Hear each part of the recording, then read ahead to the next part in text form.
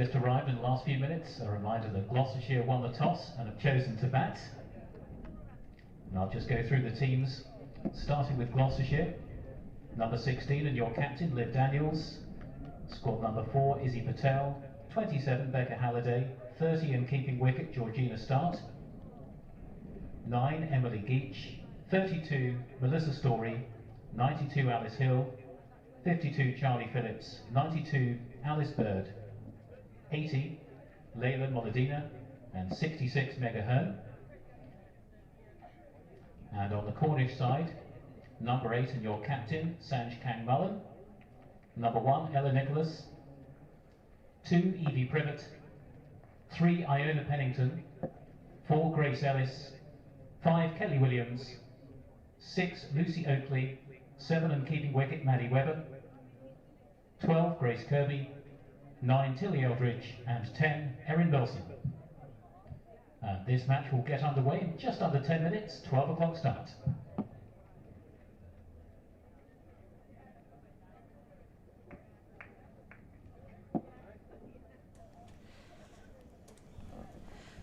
Good morning and welcome to the SEAT Unique Stadium here in Bristol. Nice sunny day with a few clouds wisping across the sky, and we're here for the T20 county competition with Gloucestershire playing against Cornwall, and I believe it is the first time that these two teams have played each other. So just to explain a little bit about this competition, I think we can call it the cricket equivalent of the FA Cup, because we have teams playing from different tiers. So Gloucestershire is a tier 2 team, tier 1 being the professional team, and Cornwall from tier 3, along with teams from other parts of the country. So opportunity for a little bit of giant killing today, and in the later rounds we will be seeing the tier 1 teams coming in. So with that, we're due to start at 12 o'clock. I'm going to hand over to my colleague here, Claire Jenkins, who's going to give us a run through the teams. And that was Carol Camino. It's lovely to be back together again. We did play cricket together back in the day, but I'll no doubt we might mention a bit of that for a bit of slow parts, but hopefully we're not going to have any slow parts. So teams today, Gloucestershire and Cornwall, they are heading towards Vitality T20 Women's County Cup final at Saturday the 29th of August at Emirates Old Trafford. That's because Lancashire won last year, so I'm assuming that's how they have got to host the final. So these two teams are really looking forward to perhaps some giant killing. That's why we mentioned it's a bit like the FA Cup, so everybody gets a go. So the teams today for Gloucestershire, we have Izzy Patel, Emily Geach, Liv Daniels, Becca Halliday, Georgina Start, Melissa Story, Alice Bird, Charlie Phillips, Meg Ahern, Leila Molodina and Alice Hill. And Cornwall, Hannah Dodd, Lily Eldridge, Grace Ellis, Sanj Kang Mullen, who's the captain, Grace Kirby, Erin Milsom, Ella Nicholas, Lucy Oakley, Iona Pennington, Evie Privet, Maddie Webber and Kelly Williams, who's the vice-captain. And we understand that Cornwall haven't been on a live stream before, so they're quite pleased about this today. So I hopefully we'll do a good job today, and they'll be able to get their friends and families back in Cornwall hearing what's going on. Yeah, brilliant, because I was saying to Carol that I had a text conversation with one of the coaches this morning, and I said I'm assuming that their excitement level to play here at Gloucester on this beautiful pitch at Bristol, the SEAT Unique, that the excitement level is probably 11 out of 10, and he said yes. He said we've got a meeting in a few minutes just to try and calm the players down. They're very excited, and also one of them has a ticket for a rock, some big music concert, which he and I probably clearly don't know who this person is, but they've even foregone that opportunity to go to a big music concert because they're so excited about playing here at Bristol, and so they should be. Great opportunity. So even back in the day there weren't many opportunities to play on these big pitches, so this is great. The prospect of some possible giant slaying. We'll talk about the other games that are on today as well. We've got yesterday Glamorgan beat Devon, so Cornwall I'm sure will have enjoyed that as their local rivals, and so we're gonna see how it unfolds, Carol. Indeed. And I think that's a good point to make, Claire, because Gloucestershire Women have played pretty much all their home games here, other than when they played down as part of the Cheltenham Festival. That is the cricket festival, not the horse racing festival. Well, yeah. So yes, they've got used to playing on these pitches, and for a Tier 2 team that is quite unusual. So Yeah. I think Gloucestershire should be really proud of the way they supported the women's team in that respect. I'm very fortunate that I get to commentate a lot across a lot of the teams across the tiers, and that is not usual for a Tier 2 team to be playing on the main pitch. So good commitment from Gloucestershire. And Lawson Layer. And here we have the umpires coming onto the pitch now, and the opening bats, one of whom hasn't got a number on them. We have to guess. You'll have to excuse us because yes, if, Molodina. if information is difficult to get on Tier 2 for me, working across the various tiers, information on Tier 3 is even thinner. So thank you very much to Cornwall Cricket Board, who's given us as much information as they could give us, given the circumstances. But yeah. Cornwall in the field, captained by Sanj Kangmullen. And keeping wicket, Maddie Webber.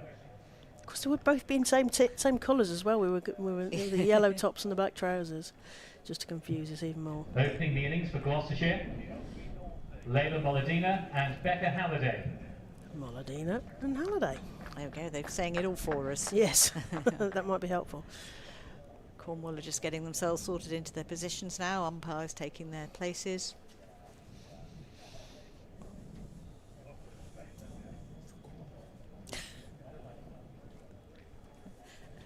We're getting some information. We are. It's one of those really confusing messages, but thank you that the Cornwall number 12 is actually wearing number 11. Yeah. Well, okay. Yeah, that's fine. This we're is the flexible. day that we're with. We're going to roll with it. That's yeah, okay. That's Grace Kirby. I found her. Thank you. Yes. Yeah, she's actually 11. They probably bought 1 to 11 shirts, didn't they? Yeah. I think the numbers on the shirts might still be settling in, because Yes, I think they've gone on very recently, haven't yes, they? that's right. That was the other thing that the Bowling Cornwall from the coach was saying pavilion to me. end, number 6, Lucy Oakley. And as you heard there, Lucy Oakley Layla Molodina on strike. to open batting. Lucy born in Truro, and we're told is a left-arm seamer, so we'll find out how that goes. So here she comes. And Gloucestershire get underway straight away with a single to backward point. Sun shining here at the Seat Unique. Beautiful pitch here, nice big boundaries. Looks an absolute peach out there, Carol.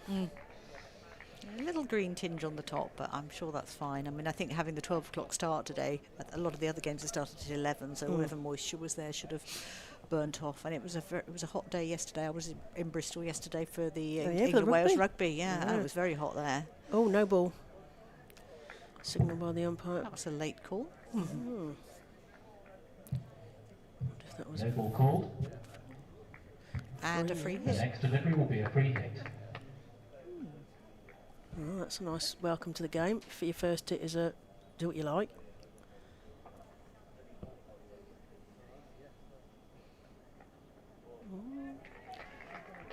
It's a better ball, and Becca Halliday went for it, but missed on that occasion. I wonder whether that was a bowling no ball or whether it was a field placing. Could be a fielding breach, couldn't it? Yes.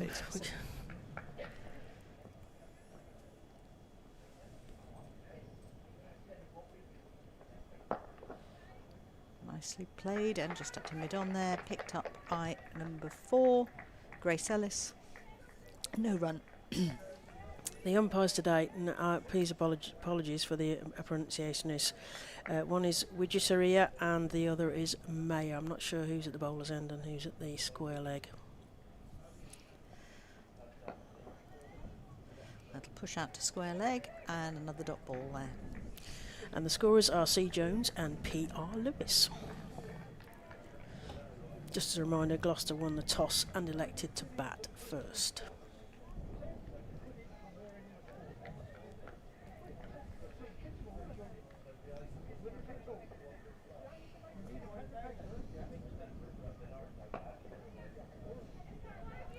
Quick single pushed out there, just inside the circle, and another quick run taken, gets Becca Halliday off the mark. Must have been a great atmosphere at the women's rugby yesterday, women's Six Nations. It was, yes, not far away from here at Ashton Gate, and it 26,700 and something people there, so it was a really good day. Bowler in again. Nice bit of fielding there, just behind square.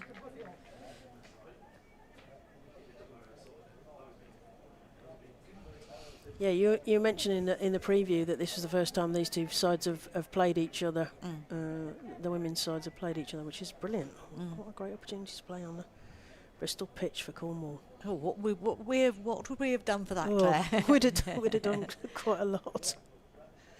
Oh, that's a lovely ball there from Oakley. Finishes the over well. Just the one run and a single, and the no ball off it. So 2 runs off the first over. Sorry, 3 runs off the first over. Yes, it's not even in today's era with teams in Tier 3 particularly. This is a great opportunity for them to play on a decent pitch because let's face it, the women, certainly back in our day, played on some pretty ropey, and that's a compliment to some of those pitches that we played on. So yes, great chance, and that's making a difference at all levels. So even at Tier 1, you know, the fact that they're playing regularly on decent pitches in Tier 1 and Tier 2 make a big difference because it complements the cricket and allows the batters to trust where the ball is going to do when it pitches, etc. So good. Indeed. Second over starting with the captain, Sanj Kangmullen, opening the bowling here. Oh, it's belted up over her head. They're going to get through for a single. Well picked up. One.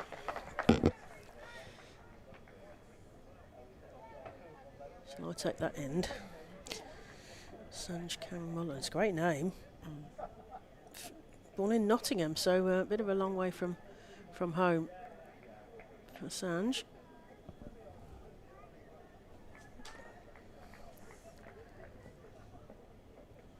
Coming in from the far end.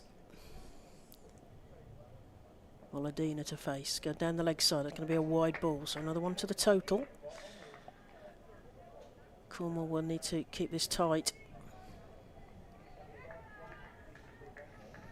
Yes, so they see Gloucestershire just really feeling their way a little bit here, just sort of judging, because I think this is the first time they've played here. I think their other 2 games have been away.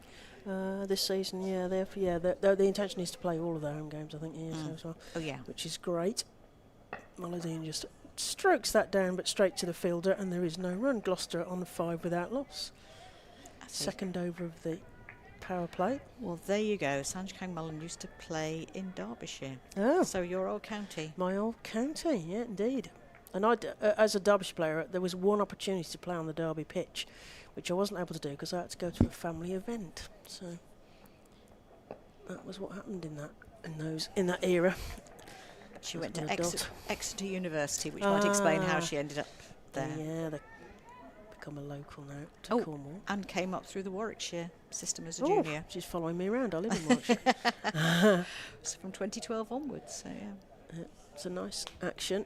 Medium pace on the far end, right arm over. The right-handed batter who welts the ball straight back at the bowler, and she's out. Caught and bowled. Happy captain. Takes a catch of her own bowling. Save using the fielders. What do you reckon then, Carol? I think she looked totally unbothered by that. It was just making it look really easy, but it wasn't because it was hit quite hard at her. I think Moladina is disappointed there because she'll hope that she could have got that past the bowler, but yeah, straight back to her. So Moladina goes for 1, caught and bowled by the captain Kangmullen off the 5 balls that she's faced, and Cornwall will be well pleased with themselves getting a wicket in the second over. So this is good news for the visiting side. I think what we sometimes find with these Tier 3 teams, it'll be interesting to see how it goes today, is as we're seeing here, the opening bowlers and possibly the first change can be quite strong, and then it's the depth. Whether how far it goes. That's right. Meg Ahern coming in now. Meg Ahern. Number 66, Meg Ahern. It's like bingo, isn't it? Moladina caught and bowled by Kangmullen for 1. So Meg Ahern, the back to us, long dark ponytail, What's the captain going to serve to the Gloucester batter? Oh, that must have been very close to the edge there as the ball goes straight through to the wicket keeper. That was a tentative appeal there from the bowler. Yeah. I don't think anybody else moved, particularly the umpire. No. That must have been close. We're at completely the wrong angle here because we're at a sort of 45, but we're certainly at an angle. Oh. As that's worked into the leg side, the mid-off fielder goes round and just scoops that up. We get through for 1. That's the end of the over. So Gloucester lose their first wicket. They are 6 for 1 here at See It Unique Stadium at Bristol. Indeed. So And heading into the third over. yes, and I think Cornwall will be there bouncing around the field now. I think it's fair to say. Quite happy with their start.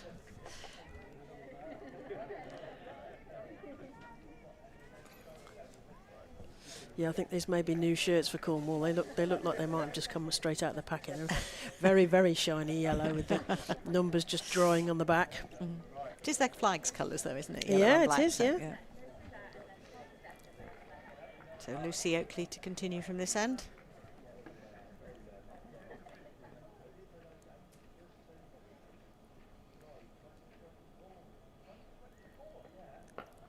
Ooh. Back foot there, Mega Hearn puts that out behind point just for the single. Nice shot there, good thump of the bat. Down first. A well-positioned field out there at the sort of backward point, but almost just about 10 yards off the boundary to our left here as we survey the field. Yeah, going back to what you were saying earlier, I think these better wickets are part of the reason why you can see more of these positive back foot shots. Yeah, that's right. Trusting where the ball's going.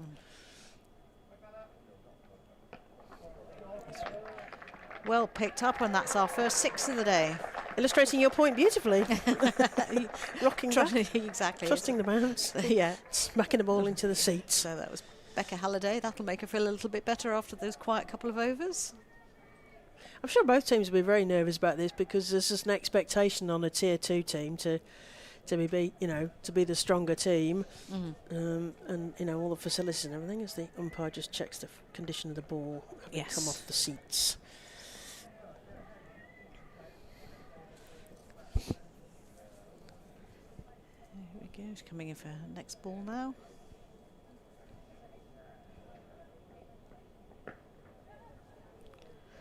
That's nicely played, and that's just an unfortunate little miss in the field. That I was just caught on the edge of that strip that's out there, and it went through the fielder for 4 runs.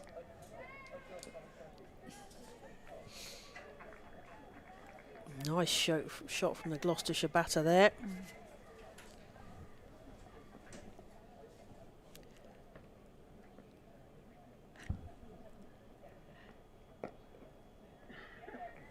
There's a better ball then. Had her a bit flummoxed underneath her bat there. Need to get the timing right. This is sort of known as a batting pitch and a sort of little bit sort of lower. Okay. Perhaps. And so tidy over so far. There we go. Oh, wide ball. Yes. You see what you did there? I know. I should never Yeah. say that, really, should I? No, she'd recovered well after that 6. The 4 was unfortunate. And nice dot ball, and then I think just her head just dropped a little bit to the side there. Yeah. Left arm over. We could do with some more left arm over generally in the women's game, certainly in this country. Coming in again. Oh, that looked like a shot that was going to go over the boundary. But in fact just dropped outside the circle in the end. So just the single there. Just ran out of energy there. The fielder was running backwards, and she must have thought that she could reel that in there. Grace Ellis nearly had that. Yes, I think she thought she might have been in with for a moment. Little adjustment in the field there. And Oakley to continue.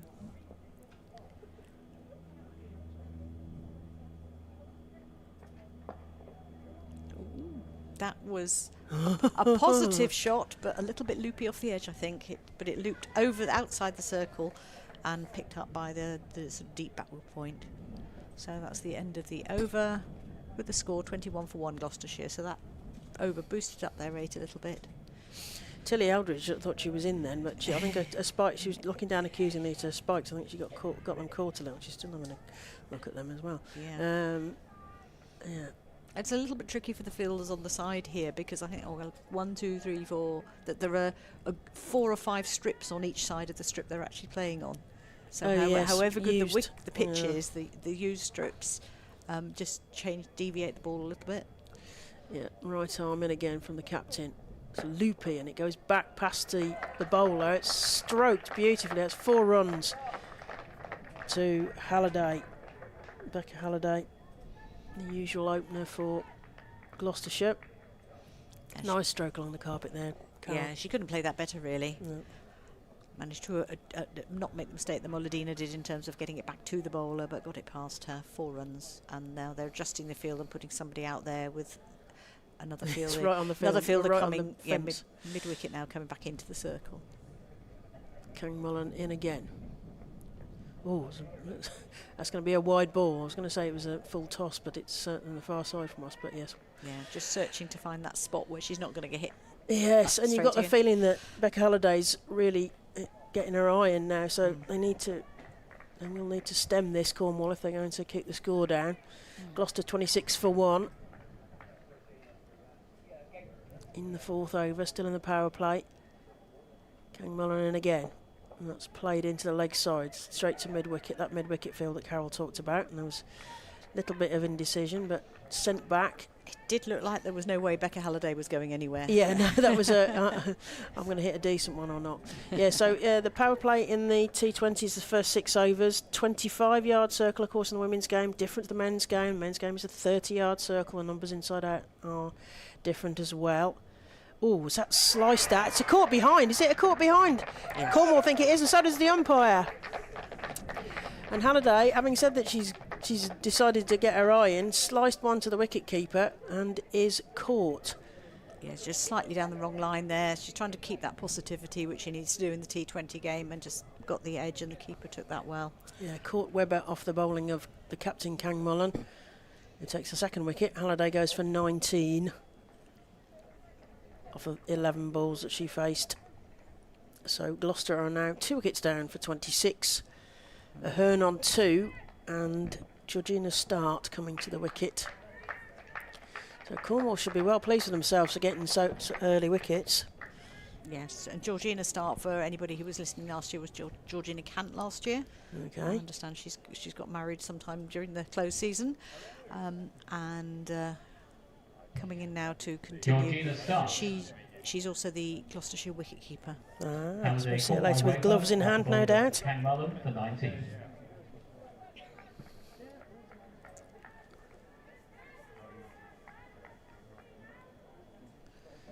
So Kang Mullen to Georgina Start. Ooh, a little tiddle at that. It's gone down the leg side. It's going towards the boundary. And it's 4 runs. We're going to say that's a leg by, says the umpire. 4 runs to the total. Gloucestershire won't mind how they come. No. Gloucestershire 26-2. Here at Seat Unique Stadium, Bristol, Neville Road.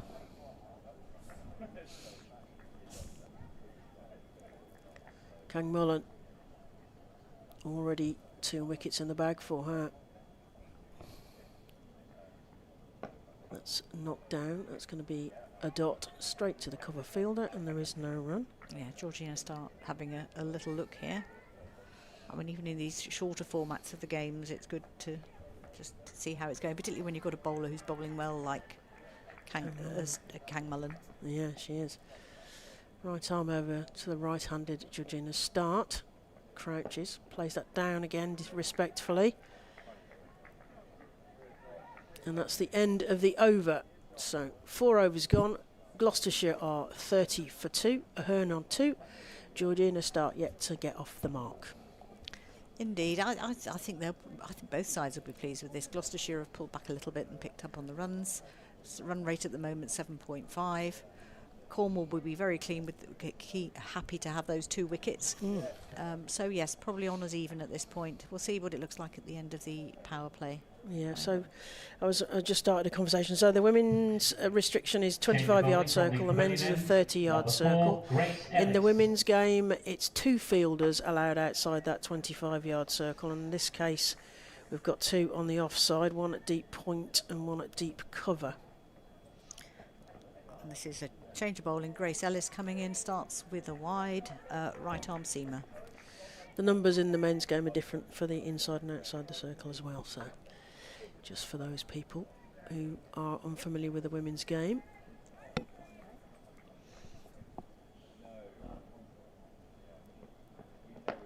So Grace Ellis coming in there, dot ball this time.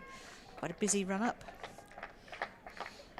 Nicely fielded by the cover fielder there. Gets a body behind the ball. That's captain, I think. Sanj Mullen, yep, Sanj Mullen.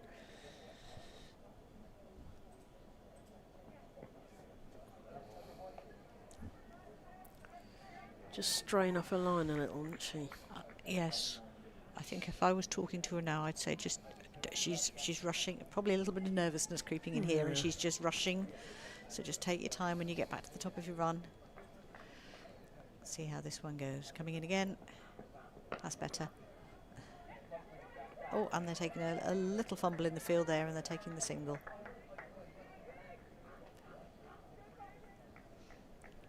From Cornwall's point of view, her getting through her overs quickly is quite good, because all of a sudden Gloucestershire will be looking and the overs have ticked through. Yes. But yeah, just take your time, set yourself.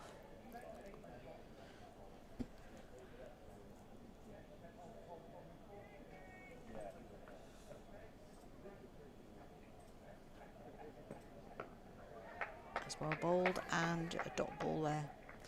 It's when the bowling from both ends actually has been on target. It's been excellent, actually. It's just that straying off the line a little. And that's the accuracy that will come as players play more. Yeah. We talked a lot about that for Gloucestershire last year, that it was their first season at playing at this level. And that's played, and that should run away for 4. Bit of a chase for the fielder down there, but yes, runs away at the sort of a deep backward point. 4 runs. Just peeled off the bat there, didn't it, really? Just using the pace from the bowler. Yeah, just a little bit more width, which enabled her to have a swing at it, because there's no fielder from between where the wicket-keeper is right out towards a sort of a, well, what you got is a deep backward point, so that's quite a big gap there. She was at point, wasn't she? She's gone backward off now, just to cover that shot again. Yeah, good catch.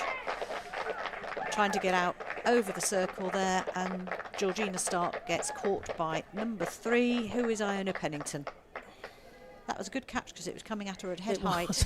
It's one of those ones where you can't get out of the way. Yes. It's coming at you and you've got to take it. Either catch it or rearrange your face. Yes. Yeah. It was a good catch, because it was a well hit. Stark goes for 4. Caught Pennington off the bowling of Ellis. Coming into bat, number 9, Emily Geach.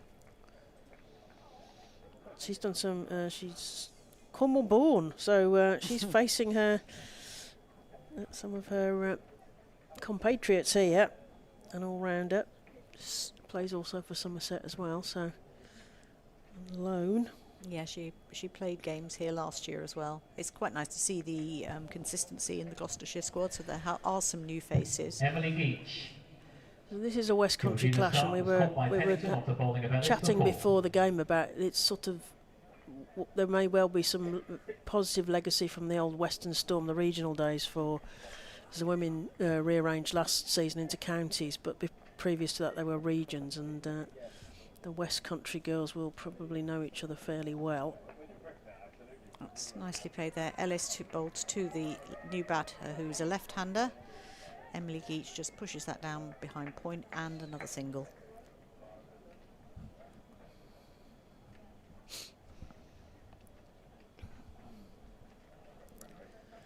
Five overs gone. Gloucestershire are 38 for 3. And I think Grace Ellis would take that. 4 runs and 1 wicket in the over. So if you're looking at these T20 matches and conceding 4 and over, that's a perfectly acceptable bowling scoring rate. Yeah, it's a fascinating game here, actually. I think this could be, especially at Cornwall have got Gloucestershire 3 down, so. But as you say, the difference will be how deep is the bowling attack once they get through the sort of first change and into second change, etc. There's a little change in the field. They've got a very deep point on the rope on the big boundary to our left. That's because you've got the left-hander. Yep. So they've pulled those extra fielder in on the offside. Geach taps a bat.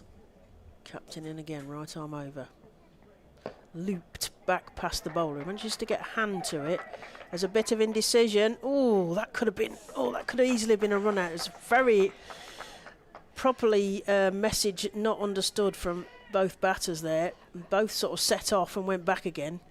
That could have been calamitous. It was almost like a double indecision there, because the fielder, Ellis, picked it up well and almost shied at the stumps and then let it go after that. And it was direct hit on the stumps. And at that point, the Gloucestershire batter was back in. It's a little bit messy, shall we say, as Kang Mullen comes in again. It's a looping bowl. It's wide, but it's a sort of nagging length. She needs to get her direction sorted as another one goes to the score. It's the benefits of having left-handers in the team. When you've got a mixture of left and right-handers, and it's making the bowler adjust their line all the time. Yeah, having to adjust the field and the line each time. Geach to face. Banged in. Played backward of square. There's a fielder there who's going to have quite a lot of running to do. They're coming back for the second. Contemplate a third, but think better of it. Another couple to the total. As Gloucestershire head towards that first milestone, which will be 50, but at the moment they are on 41 for 3. Yeah, I think that would have been a tricky extra run to take. Ella Milson already had it in her hand as they were thinking about the third, so good decision. Kang Mullen in again to Geach. Played past point. They're going to get through for an easy single there. Another one to the total.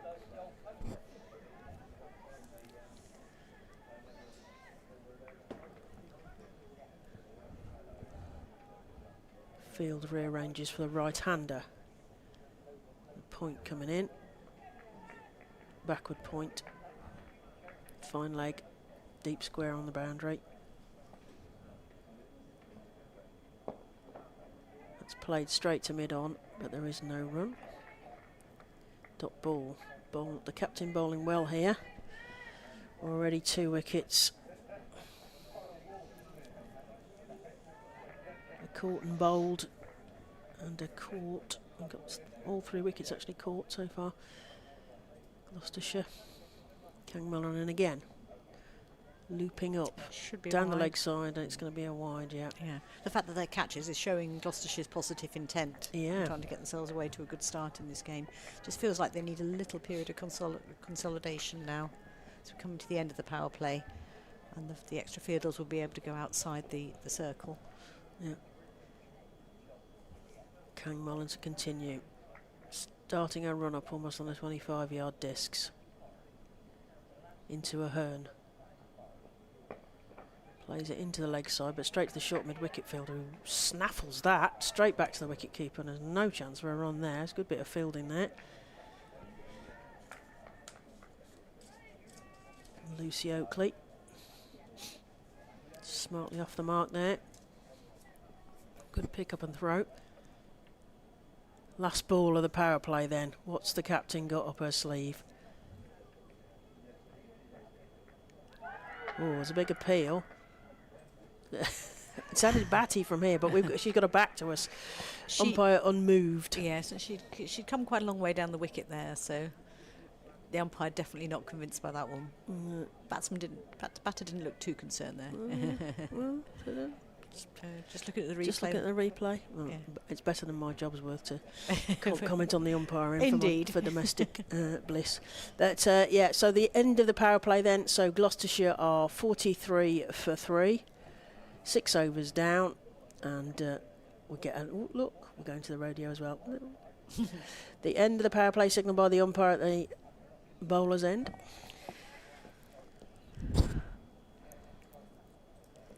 Ellis back in again. Nice ball there, just dropped out to mid-on and picked up for no run. Fielders now, we've got out, bowling to the left-hander, one just backward a square on the offside and one out at mid-wicket. They could put more out, but they've just got those two still. It's a fuller ball, but unfortunately it just drifted down the leg side. Well, they're keeping the run rate relatively down, so you don't have to put the players out, do you? So it makes some sense to keep that pressure on, keep them in. It's 12 extras or so far. But that pressure of that tight ring of fielders is putting putting the pressure back onto the Gloucestershire batters to try and have to hit through or over the top, and that's where those courts have come from. Coming in again. Should be another wide. In fact, it might even be 4 wides. It is. That's the thing about this ground here at See It Unique. It's short behind the wicket, isn't it? So, in similar to in that sense to somewhere like Sapphire Gardens, where it's a short distance. Once it gets beyond the stumps at the far end. Indeed, just somebody needs to just have a little calming chat, I think, with Grace Ellis. That's a better ball and a good pick up. No run. See, that was a great shot, but straight to the fielder. That's Kelly Williams out there. That's a good pick up actually, because it was hit. She's inside the circle by a good couple of strides. She is. No fear there. And that's nicely lifted away. Down for 4 runs. Behind a sort of a very fine leg shot. Yes, where the fine leg fielder would might have been if they had one. Yeah. Yes, Gloucestershire's 50 up. Yeah. That seems that sort of it's just beyond 6.4 overs. That's after a slightly difficult start with those wickets falling. They've regrouped a bit here. As you say, Cornwall will be pleased that they've got those wickets. Gloucester, we'll see how strong their batting lineup is.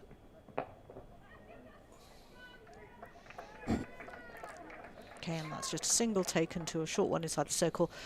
Cornwall had just moved somebody down to that fine leg position and it had created a space in the circle, so they took advantage of that.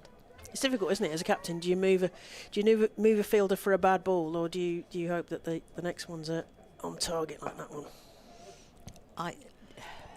In my experience, it might not be the right answer, but I wouldn't generally move somebody for a bad ball. It's not great for the bowler's confidence either. No. And that's the end of the over. 54 for 3. 7 overs gone. Gosh, it goes really quickly. I've been commentating on 50 over because with the women's game as well, and actually even Gloucester have been playing 50 over cricket. So it's a different mindset for the players and for the commentators. It's much faster around, particularly if it's a short run up, etc. The game moves very quickly. Yeah, I was saying about Grace Ellis, although she very got a busy run up, but she doesn't waste any time at all. No, at there's the no end. wastage at all here, is there? It's got to change a bowler mind, I think. Yes. Right arm around. Oh, she spins round on that one. It's given a wide down the leg side. Erin Milson. Yeah. Truro born.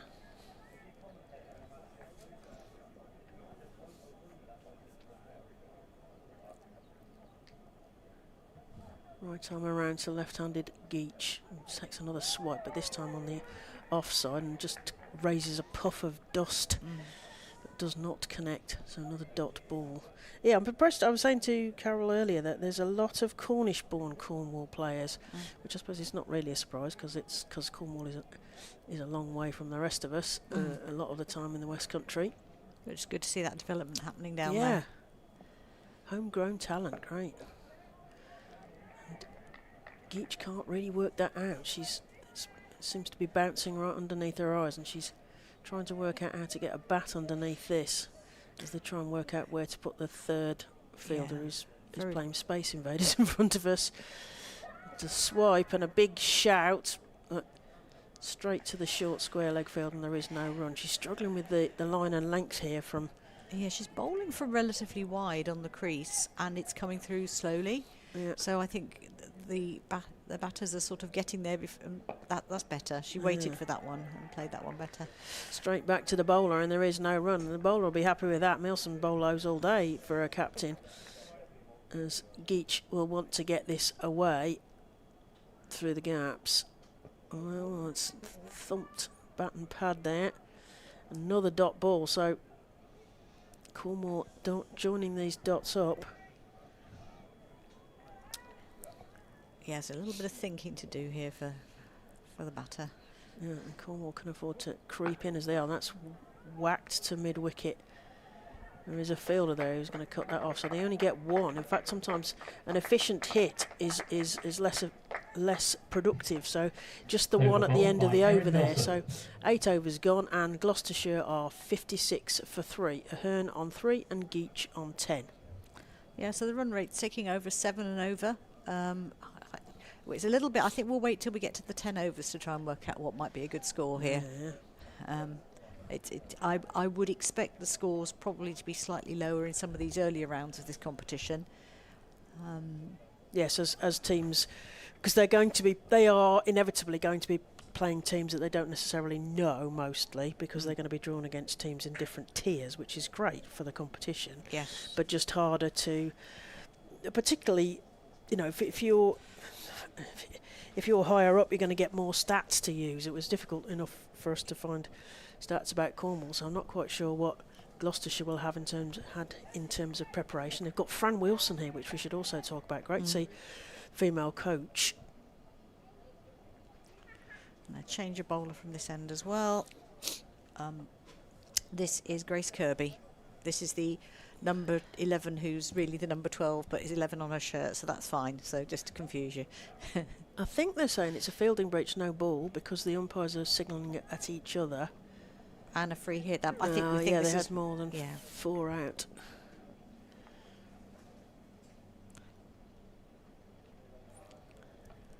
And that one's been hit away, and that'll go for 4 off that free hit. Yes, perhaps a little bit of the Cornwall inexperience here, but they'll learn as they go, and they won't make that mistake again, hopefully. No. But it's not just relying on the captain to place the players in the right place. It's for the players to be switched on enough to make sure that they're aware. I'm sure that's the conversation that's happening between the umpire and the captain there, just to make sure that that's underlined and that they understand. That's the regulations for this competition, because all the competitions do have different regulations, and there are differences in terms of lots of the more detailed bits of the regs. So better ball there, and that's very accurate better ball and the fielder takes from Evie Privet there, hitting the stumps. That'll be a warning for them taking quick singles. Yeah.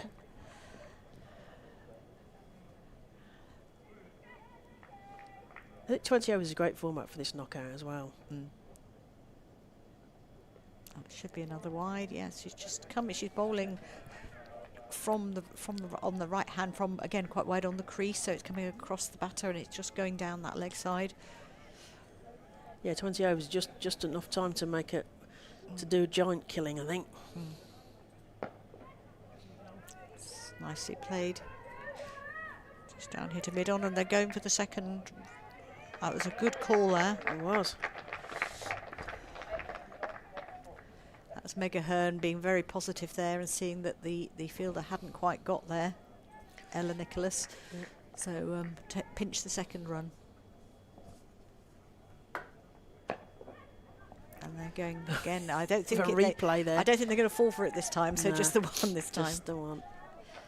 Yeah, just play down to mid on. Smart running there actually. Because playing tier 3 players, there may well be a run as the fielder gets to the ball. Yes, it's really tricky when you're sent out to Yeah. field on the boundary, but you're also covering right up to the edge of that circle. So There's it's some just big pockets here at Bristol as well. Yes. Ooh, Should be a fielder down there. I don't think you can quite see there, but yeah, that's there's a fielder there. picked up by Tilly Eldridge. Just one. Kelly Williams thought she was in there, but I think it's one of those ones where you're quite glad that you're not near it because you're thinking, oh, my hands, my hands. Yeah. I would have been anyway.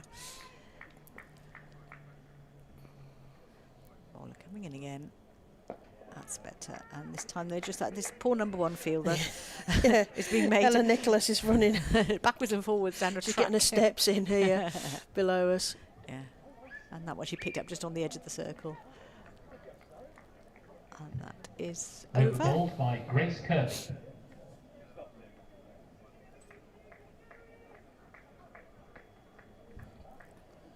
Excellent. We'll get to the end of an over. So we're almost at that halfway stage, Carol. I'm sure you're very excited to hear the Jenkins formula. I know. I had to set you up for that one, didn't I? But yeah, we'll get to that. I'll keep you in suspenders till we get to that point. Another over to go. So 9 overs gone, and Gloucestershire are 67 for 3.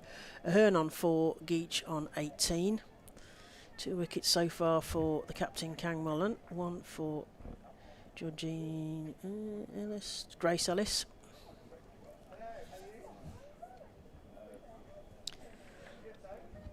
Milsom to continue from the end with the flats on at Bristol. That's down the leg side. I don't know if we got any bat on that.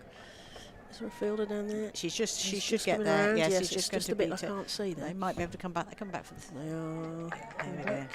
Good run in there for 3. Yeah, and hear the appreciation of the Gloucestershire bench there, appreciating the 3 runs to the total. I think it might only have been 2 for us, Claire. Oh, well, yeah, that'd have been a quick single for me. Gloucestershire moved 70 for 3, and Milson decided to go over the wicket to the right-handed Ahern, who leaves that one, and it goes for a wide, quite wisely. Good leave there, yeah. Yeah. She remarks a guard. Gloucestershire still trying to plug all those gaps. That's played straight to the cover fielder. And there is no run. Nelson's been pretty tidy here.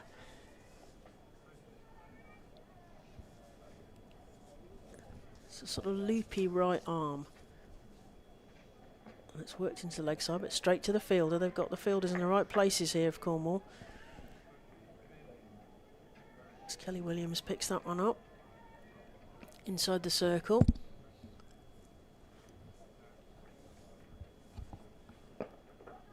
Ahern comes forward and plays that to long off, and they get through for an easy single. That was easier. Finding the gap there, just pushing it along the carpet to the fielder. Another one to the total, as Cornwall have to rearrange for the left-handed batter. Yeah, playing with using the 3 fielders. Oh no, we're now down to up to 4 fielders out. Yeah, to 4. It's into the air, but in a gap. But not. No, And they're running round. Are they going to cover this? Oh, between the 2 of them, it's gone literally between the 2 of them. That's 4 more runs to Emily Geach there. There's some misunderstanding on the boundary there from the 2 Cornish fielders. Yeah, that was very well placed, sort of bang in the middle of the 2 of them. You had one running round. Yeah, Geach gets there from mid-wicket, and the other one just at mid-on, and it went between the 2 of them. Nilsson's a left-handed batter, straight back to the bowler. There is no run, and that's the end of the over. So we're at the halfway stage, Carol. 10 overs gone. Gloucestershire 76 for 3. Give us your formula then, Claire. And for 5, Geach for 25. Well, I've got this theory that I get teased about, but it works well in the women's game. So double plus 20, and it works in the T20 and in the 50 overs, or at least it gives us a yardstick. So on my calculation, then it would be 76 for 2 times 2 rather, plus 20. So Gloucestershire should be looking at a total of 172, and we can use that as a yardstick. So if they do better than that, then they've done better in the second half. If they get less than that, well, you know. I'm I'm not sure how well it works with the tier 2 and tier 3, but it certainly works at the top tier, and it also works in the 50 over. It just gives you that something to measure it against. So 172, I'm going to write that down. Changeable bowler here, Tilly Eldridge. And just played out to the covers for a single.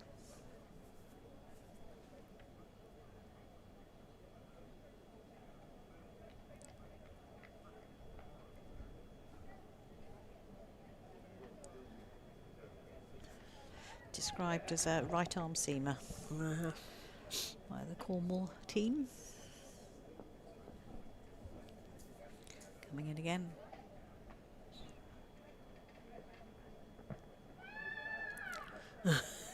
Big screen. Enthusiastic shout there, but I don't think there was much. She was no one was helping her. That was the thing. She was on her own. Yes, it was very quiet. So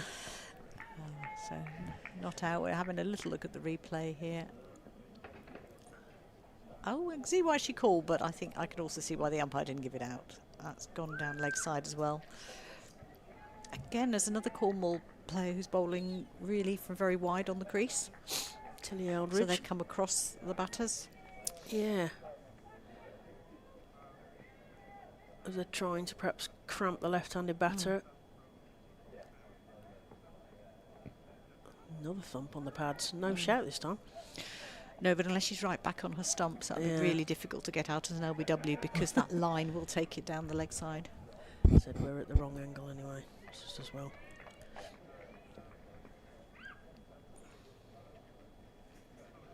Coming in again. That's in the air, just a bounce on the circle and picked up just for the single. And a Pennington tidying up there.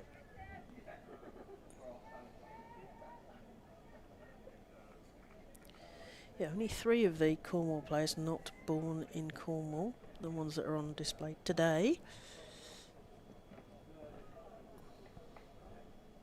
A little bit of swapping around in the field here, putting an extra one on the leg side for the right-hander. The bowler switched to coming over the wicket rather than round as she did for the left-hander, so she'll presumably go back again now after that single. Player coming off the rope to field that.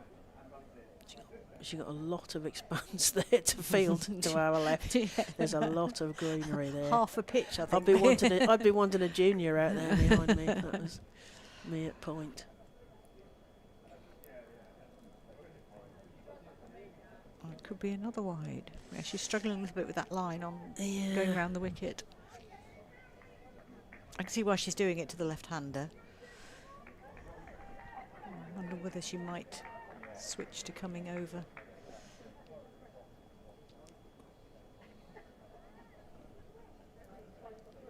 Sticking to round. It's better and just played with great restraint there out through point. Oh, shall we have a second? No, we won't have a second. This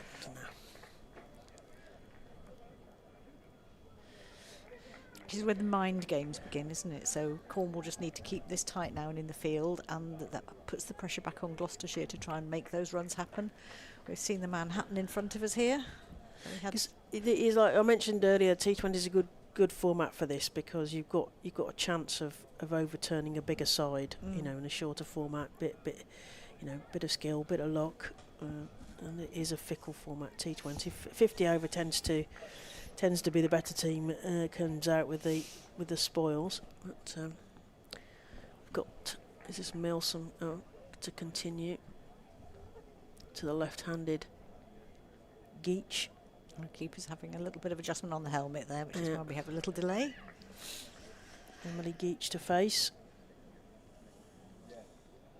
Oh, it's a thump again. Not quite. The batter not quite working out where to play that. She's shaping to play it into that gap through mid-wicket. She's going to get the right ball to play that shot. Bowler right arm around, floaty delivery, full toss this time, straight to the fine leg fielder, and there is no run. Just when we were talking about a little bit of the giant killing earlier, we're keeping an eye on the other scores, and one of my old teams, Worcestershire Rapids, they had a bit of a dodgy start, but they made up to 159 for 6. Played down to long on, comes off the rope. They just get a single there. And in reply, Northumberland are 4 for 3. Interestingly, 2 of those are actually run-outs, so that's just the nervousness, and and probably some good fielding as well. But and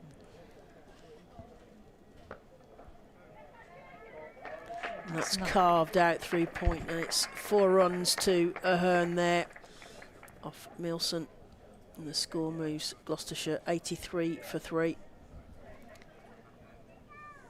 Nicely played down and along the carpet, and that's the 50-run partnership up for Ahern and Geach off 42 balls in 27 minutes. That's played backward of sort of forward of point there. There's a fielder there who's going to cut that off. They get 2 out of that one. 2 more to Ahern. Starting to get bat on the ball here is Ahern.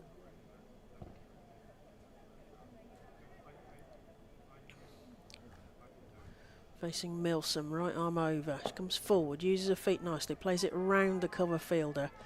Fielder comes off the rope at mid-off. Fields that bat, they get a 1 more to the total. And another over ticks by. So 12 overs gone, Gloucestershire are 90 for 3, heading towards that first 3-figure milestone of 100. Ahern on 14 and Geach on 28. And the 4th wicket 50 partnership established after 42 balls. So this is where the nerves are going to be tested, with the Cornwall having to keep their bowling tight, and I think they can expect that Gloucestershire will be looking to accelerate here, and that there may be wickets and chances to take. But you know, certainly what the absolute minimum score that you need to be looking to get up to is that sort of 120, and that's on the low side. And you've given your prediction, Claire, so 172.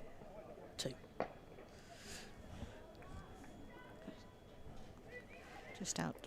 Oh no, they're taking a second run here. Lucy Oakley out there doing the work on this big boundary to our left that we mentioned. She's got a lot of real estate to cover there. Indeed, so that was played out there, and on another day that might have just been a single, but on this occasion the pace of it just didn't quite get it to her. So 2 runs. Bowler in again now, and that's a very positive push. You could see that as soon as she hit that, she knew she was going to take that single. Yes, Ahern getting much more confident now.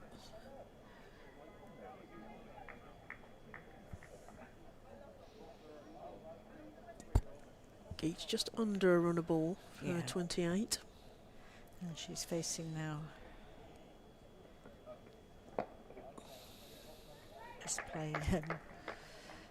Just played out there and stopped. No run. Straight to the fielder there.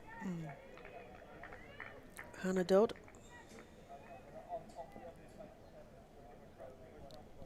Or possibly Grace Kirby. Yeah, yes. You had me confused. We've got 2 11s, haven't we? Yeah. Another one where this tight fielding is playing dividends. Dot ball there.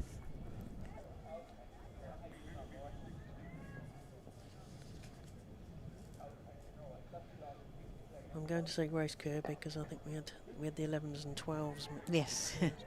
Changed, didn't we? And this is another piece of good running. And the throw, it had enough pace in it, but it was just a little bit away from the stump, so they were able to come through fairly easily for that second run. Just keeping the score ticking along now.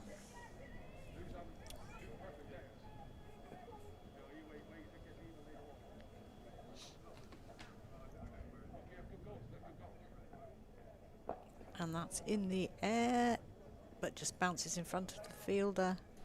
Just the single. Kelly Williams running in there, Yeah. just bouncing several yards in front of her, fortunately. And that's the over. 96 for 3. Yes, 7 overs left. What can Gloucestershire get to as the drinks carriers come out? One of those sevens, you've got the two opening bowlers with still with overs to bowl. And yeah, go on. All the wickets were catches, weren't? One Yes. was caught and bowled from the captain, one was a caught behind, and one was in the air straight to the fielder. So Milsom to continue, right arm around to left-handed Geach, rocks back, plays that into the mid-wicket area. The fielder comes forward.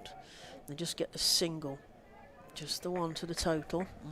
But moving it on, Gloucestershire moved to 97 for 3. yes, I mean she's bowled well. This is her final over.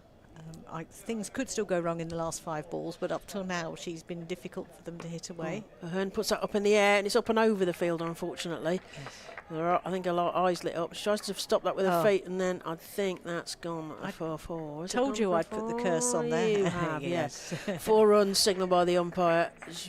She sort of went to motion to go down, then stuck her foot out, and neither of which stopped. No. And that's Gloucester's 100 up in 13.2 overs and 53 minutes. So 3 figures for Gloucestershire. Ahern to continue. She comes forward, plays it up and over the bowler safely, fortunately, as it drops behind the bowler, goes straight to the field, and they get through for a single. Gloucestershire 102 for 3. Ahern on 22 and Geach on 32. So they've just got to keep their concentration here, all the fielders, and be very aware of where they are and where they need to be. Yeah, left-hander this time. Geach sort of nurdles at that one, but doesn't get hold of it. And there's a dot. Couldn't quite get hold of that. Sent it only a couple of yards. On the leg side. Comes forward, plays that through the backing up batter. And just get a single. It's a sense that there's a momentum move with the Gloucestershire batters. They move to 103 for 3. Yes, they're showing that intent. The timing just is not quite there yet. Let's see what happens in these last few. That's better. Yeah, straight to the point field, who's just outside the 25-yard circle. They get a 1 for that. Pinches the strike at the end of the over. So 14 overs gone. Gloucestershire 104 for 3. Ahern on 23. Geach on 33. So Cornwall will need to work out how they're going to get another wicket here, because they started well. Got early wickets. Milsom 4 overs for 27. Gloucestershire passing the 100 mark in the 14th over. Yep, so that's Milsom bowled out then, isn't it? Yes. Well, I think it was a good spell. I mean, Yeah. it's a shame that last 4 just spoilt it slightly, but they never looked quite like they had the hang of how to play her. And she adjusted quite well to the right-handers and left-handers. We've got Lucy Oakley coming back on from this end now, the opening bowler.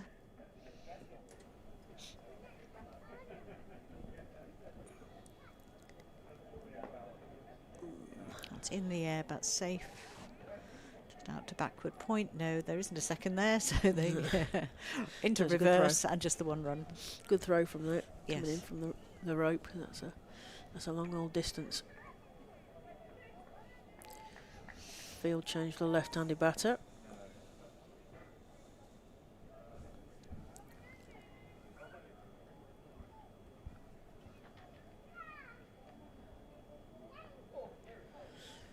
Oh, that was they're tight. They are trying to work out whether that's a wide or a no ball. It's a no ball. So it's so wide it was a no ball, unfortunately. No ball called.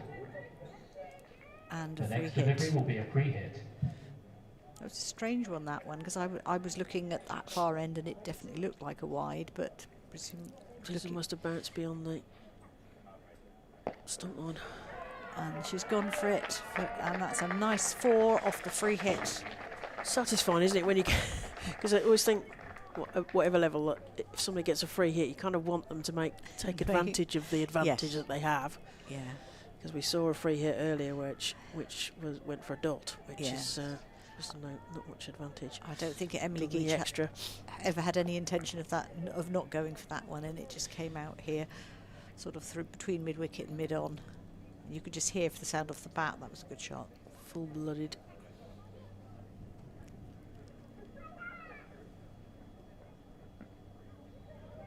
Oh, quick run called. Oh, that was a good effort. The keeper did well there because she picked that up and went for the run out at the bowler's end, and it didn't miss by much. But they got through for the single. Oh, yeah, that was couple pretty of close, I think.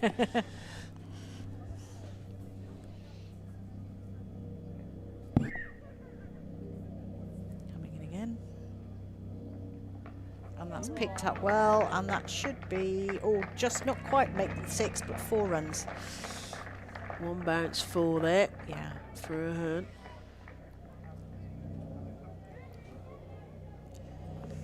Yeah, she saw that line really well, came across her stumps and just picked it up over that side. It looked for a moment, didn't it? That was why you were kind of hesitating, because we thought it was going to go for a 6, I think. Yes. It looked like it was heading towards that, just the 1 bounce. Nice shot. There's a helicopter being noisy in the background there. Oakley in again. And this could be another one. That's a lovely shot. Yeah. So it's going out a little bit more towards wicket. Bit of wrists in that shot, I think. Yeah. I feel like Ahern has flicked a switch. Yes, we saw her do this a few times last year. Oh yeah, because you covered lots yeah. of them last year, didn't you? Useful player to have coming in at this stage. A bit of a juggling round, an extra fielder going out that side now. Yeah, got it covered now, haven't they? Mid-wicket. Put this one along the ground. You've got to be faster. Just to where the fielder came from, I think. So that's another 4 runs for Ahern. It's not quite positioned in the right space a lot, and didn't quite anticipate fast enough and went straight past. No, she played it really well. Lucy Oakley, Gloucestershire 123 for 3. 5 overs remaining in the innings.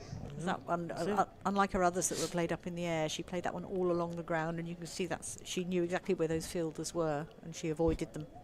Yes, they'd have needed a lot of fielders out there for that shot because it was well hit. 5 overs to go then, Carol. What do you reckon?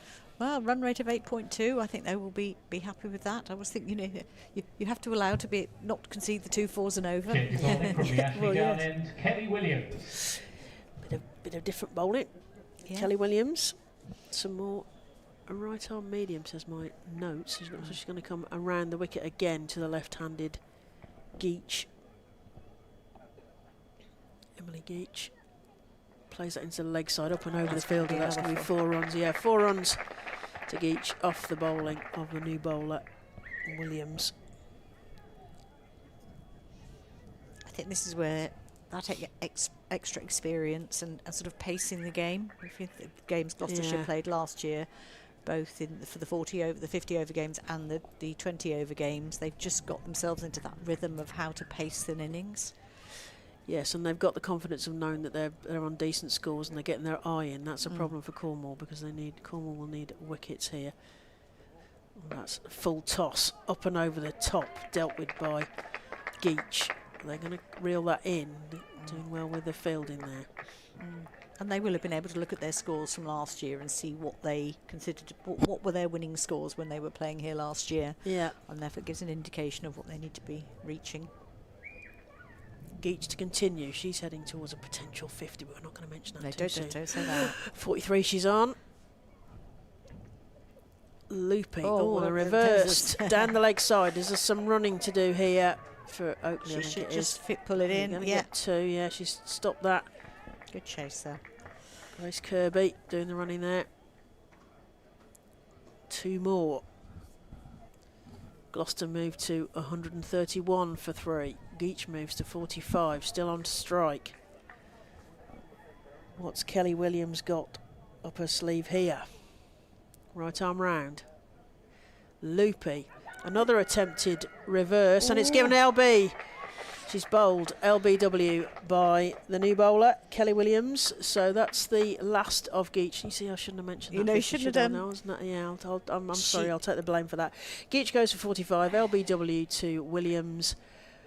She batted for 45 minutes, strike rate of 100, which is handy. And yeah, 5 fours. So well batted there by Emily Geach.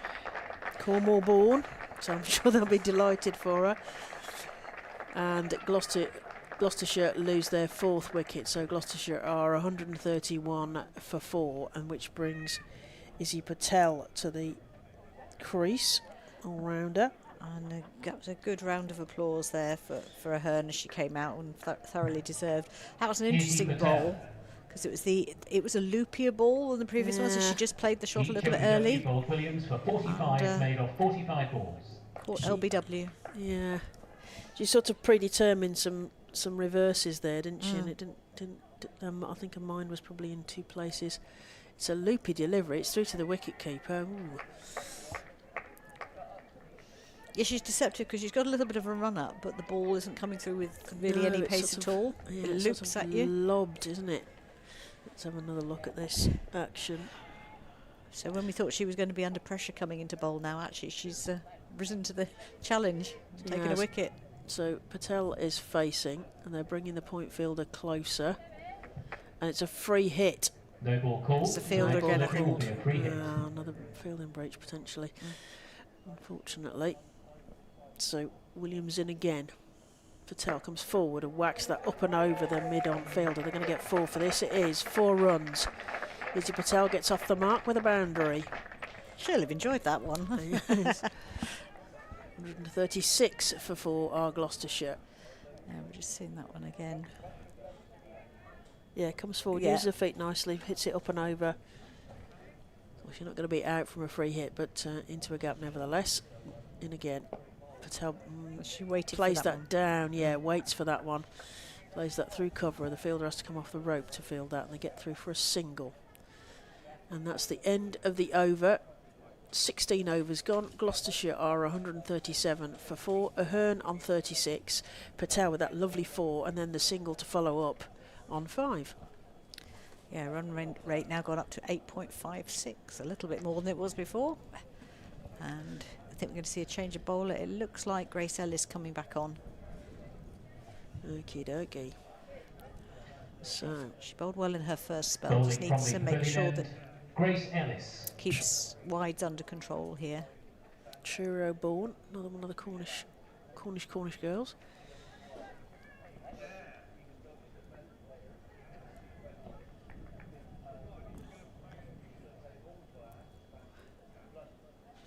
Coming in now off that busy run of hers. It's nice to take it away. Oh, and that's a stopped at square leg through the umpire, and they've managed to pinch a second again. She sort of parried it, didn't she? And yes, she did. Collie gets coming off the rope. Yes. Tidy up. Took the sting out of it. Potential yes, could have been a 4. Yeah. Good team fielding there from Cornwall. Yeah, their fielding's been good. It's just the field placement with it. I think it's 3 no balls they've given away now. Yeah, 4 no balls. Yeah, well, 3 for the. Oh, and is that another cheeky sink? No, they took the one. It bounced off the stumps, and they were thinking of the second, but didn't take that one. I think, yeah, with if I've got this up to date, because I don't think it's on the score, but we've got 27 extras, which might cost them. Bowler in again. Oh dear, that's gone down through fine leg, literally. It ran very quickly along the ground and just beat the fielder there. 4 runs. 4 more to the total. Gloucester head towards that 150 potentially. They're at 140 for 4.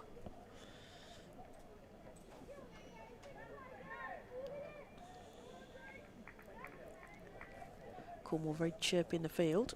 They are. Which is what they'll need to G themselves up. Ellis in again. That's in the air. That's a horrible one to try and take. It just sort of looped and spun, and she tried to take it over her shoulder, and it just popped out. Just the single there. That was a shame because they'd built some pressure there. Yeah. Clacked up, but a horrible spinning, steepling potential catch. This is a good shot. This could be a 6, and it is. Nice 6 runs there. Beautifully picked up by Izzy Patel there. She made that look easy, didn't she? That looked really easy. Beautifully timed shot through mid-wicket and into about the 4th tier of the I think we have seats. a lost ball now. They are. We've got some other. Well, Have you got your hand on the other scores? From the I other can do rounds? that. Yes, certainly. While we're waiting for the ball to come back. reappear. Yes, Cambridgeshire requiring 88 runs. Hertfordshire made 132 for 5. Cambridgeshire 45 for 3. Have I got time for another one? I'll wait for a minute. Yeah, wait for a minute. Coming out, see how she recovers from being hit for that 6. So that's along the ground this time, and that'll just be the single to Patel. On the Somerset live stream, we were lucky enough to have Emma Corney and Molly Robbins. They actually did some stints themselves. I'm not sure if that was wise or not, but they were lovely with it. That they were saying that their coach, they are coached to get, if you get a boundary, a 6 or a 4, you want to underline it with a single afterwards, which apparently gets the Somerset fans very excitable. There we go. But we've just seen that executed there. Get a 6 and get a single. Yeah. A couple of other scores just while we're waiting for the field to be set there. Oxfordshire 167 for 6. Dorset 69 for no wicket after 9 overs. Okay, we'll wait until the end of this one. Patel to face, rocks back, spreads it across through cover, and they get through for a single. Yes, she's countering that loopy ball by going back and waiting for it. Yeah. Rather than trying to charge it. Which is probably a good tactic. Ahern on 41, taps a bat. Right arm over, floating delivery, almost from the wrong foot. Back down the ground. It's picked up by sticking a paw out there. They can only get the 1. That was a very good piece of fielding there, because that was on its way to the boundary, and she just ran across, stuck a paw out, as you say. Also known as a hand. It's almost off the wrong foot from kind of behind her somewhere, isn't it? Let's have a little look. Yeah, that's pelted up and over. That's going to be, unless that really plugs. There is a fielder after it. Yeah, who is going to reel it in. So well fielded there. They're going to go for another run. And they're going to get another run. Even so, it looked like it was going for 4 then when it left the bat. Yeah. But they ran the 3 in the end, so good chase there. It is just good. Holding up a little bit on the outfield, isn't it? Yeah, just maybe a little bit damp. It's Gloucestershire 157 for 4. Ahern on 42 waits for the next delivery. It's that backwards to fine leg, and they get a single. There's a bit of a shy at the stumps at the far end. I think a direct hit might have been a bit more interesting, as Ahern turns around and belatedly thinks about a second run. It was a good effort. She didn't try and put it in as hard as she could. She aimed, but it unfortunately just missed the stumps, and they came through. She didn't. She wasn't sprinting as fast as she might have been. So that's probably a bit closer than comfort, as that's played through mid-wicket up and over the fielder. There is a fielder coming off the rope who's going to reel that in. And good throw in from the boundary. So it's a long old way.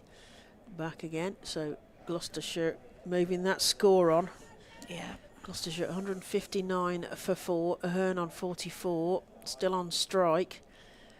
Facing this loopy delivery. And she use her feet. As she does, up and over, and that's 6 runs. I can tell you that now before it even hits the ground. You can put the boundary where you like. That's a huge hit from Meg Ahern. Meg Ahern gets to her 50. That's 50 for Ahern. Yeah, 50 for Ahern indeed. 33 balls, 6 balls, 1 6. Yeah, that saves me summing that up. The PA announcer giving me what I was about to say. He's a good PA announcer here. He gives us all this information. Yeah. It was. I thought. Oh, okay. We're getting some. It's a bit of a collective. We're not sure. Well, I thought that was Izzy hitting the 6. Oh well, it was a nice 6 anyway. Whoever hit it. Yeah. So the scoreboard. Well, the scores will catch up. They'll catch up. I think they're getting confused with all the yellow clothing. Yes. Yes, not helped by the yellow clothing at all. Right, Sanj. Kang Mullen to come back up this end. She's changed end, so we'll see how she does from here. coming into bowl now. Ooh. Played back at sort of, they are again, they're running really. These two have been excellent with their running. That shouldn't really have been anything more than a single, and they've managed to pinch 2 from it. Yep. Go, so rewinding, that wasn't we can call it again. Yeah, we get excited the second time. And the crowd. It is this time facing. That's over the top there. That's another 4 coming through now. And that was indeed Mega Hearn, who still now isn't quite at a 50. She's going to get lots of celebrations here. Yes. The PA announcer. Yeah, on 49 now. Well, that was nicely played back through mid-off. Camera guy James and I were at Cheltenham. Well, I think we were both at Cheltenham when the PA announcer were like, correction. Oh, and they've pinched another single here. They have. And that is her 50. Now it's... That is 50 for a Hearn, and we need it this time. 34 balls. 7 balls. A little hug there from Izzy Patel for scoring that 50 at a really important time of the game for Gloucestershire. After that announcement, you hope that she is going to get it, don't you? Like, oh, cool. Well batted. Meanwhile, Izzy Patel has moved on to 27 off 11 balls. Yeah, she's snuck up there, hasn't she?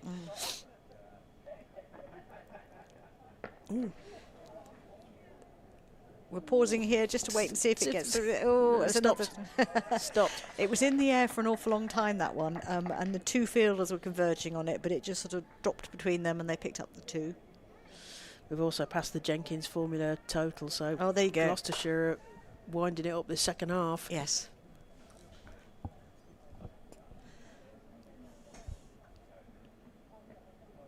Oh, oh dear! That was going to go for 6 if the bat had hit it, but unfortunately she missed it. Very disappointed with herself there, and it's bowled. Bowled by a beamer. Well, sort of, but certainly in full toss anyway. Yeah. Yeah, there was not a great deal of celebration there from the Cornwall captain who bowled that one. So we think that's Patel. Yes, it is. That was Patel. Patel gets clean bowled there. She'd got her eyes lit up on that one, absolutely, and for what it was, for a full toss, she was going to put it back over there towards the scoreboard, but unfortunately just mistimed it and missed the ball. Yeah, Patel goes for 29 off 13 balls, bowled by Kang Mullen. And this Melissa Story who's come out. Melissa Story. Ooh, our commentary colleague, Melissa Story. Izzy Patel bowled by Kang Mullen for 29. I have commentated with her. She's a very dangerous person to commentate with. I'll come to that in a minute. So I was... You've got me intrigued now. I know. So Ed Seaboard... was the end of the over. One more over to let go. Gloucestershire 175 for 5. Yes, Melissa Story, she likes to sit on the edge of things when she's commentating, the wrong side of a chair, etc. And she nearly catapulted the entire kit at Sapphire Gardens out the window. Much to Ed and I just looking at each other, oh no. But yeah, so she's a dangerous person to commentate with. But but she's like, her head is... She's a lawyer or something, isn't she? Yeah. So she's... And a commentator on Test Match Special. Her head is... her brain is working at several different levels. Something else to commentate with her, which is... She's brilliant.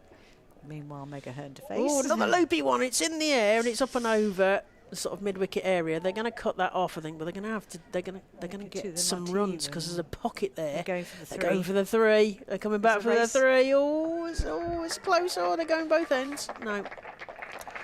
Got through so well there. Very good running, 3 runs, and when it was clear that there wasn't a run out at one end, they threw it down to the other end, but that one wasn't out either. So yeah. Melissa's Story to face her first ball from exciting. This bowler. Lots of running.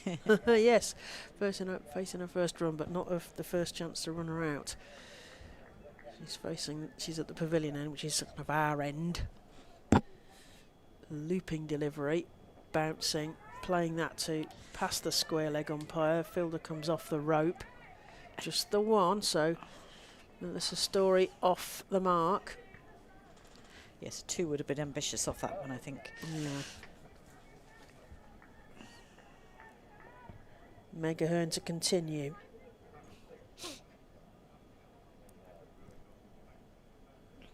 Last few balls here, 4 more balls. Up and over, step and nicely hit, played. past the fielder. It's going to be one of those ones that makes her run all the 4 way. runs, yes. Another couple of foot on that rope boundary and she'd have reeled that in, but 4 more runs to the total for Gloucestershire. That's 179 for 5, 183 for 5. Ahern on 57, Melissa Story on 1. 3 more balls. What can they get to? Can they get close to that 200 milestone? That's played straight. Oh, underneath the point fielder. They're going to get 1 at least. There's some running round. They might get 2. Yeah, they come back for a second. Melissa Story shouting she wants a second.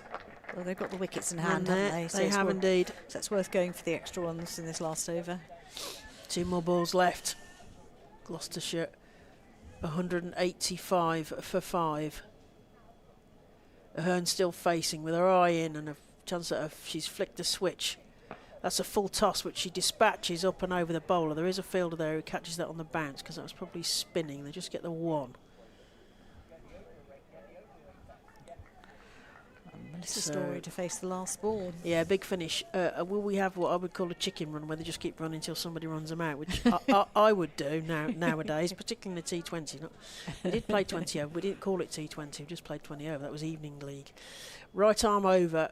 There's a Story where she's putting this. Oh, she's missed it. Oh, nearly. Oh, I thought there was a stumping or a catchy something. That's the end of the innings. So Gloucestershire have done very well there. 186 for 5. Ahern finishes it on 60. 186. Yeah, indeed. So Ahern finishes on 60 off the 38 balls she's faced. 8 fours. We've had a couple of 6s from Izzy Patel and 1 from Halliday. Story 1 not out. Yes, Story not out, Ahern not out. So yes, so Maybe Ahern is sponsored by Barkin and Kirby. we've got some sponsors now. Melissa Story is sponsored by Toplington Manor School. So in terms of the bowling, Sanj Kangmullen, the captain of Cornwall, got 3 for 22 and a couple of wickets, 1 for Grace Ellis and the other for Kelly Williams. Catches were in lots of catches, weren't they? Caught and bowled for Kangmullen, caught behind and a caught sort of at mid-wickety, and then LBW. So yeah, so what do you make of that? And Carol? I think, in summary, Gloucestershire would have been slightly disappointed with their start, losing early wickets. They came back really well in those middle overs, accelerated towards the end and got themselves to a score that I'm sure they will be very, very happy with. Cornwall kept their heads up. I think the pressure did show a little on them a little bit, that their bowling started really well. I think some of their fielding could have been slightly tighter, and I think that concentration to make sure that they weren't giving those no balls away, because it's not just the one for the no ball, it's the free hits that you're picking up afterwards. But overall, I think they can feel proud of themselves having been out there and on this. I think they've accounted them for themselves very well. Yeah, they're 27 extras, unfortunately. Yeah. So Cornwall will need 187 to win this game here in the Vitality T20 County Knockout Cup. And we're just going to have a short break now for some lunch, and we'll join you shortly. The bowling figures for Cornwall: Oakley 3 overs for 36, Kangmullen 4 overs 3 for 22, Ellis 3 overs 1 for 34, Milsom 4 overs for 27, Kirby 1 over for 11, Eldridge 2 overs for 12, and Kenny Williams 3 overs 1 for 39.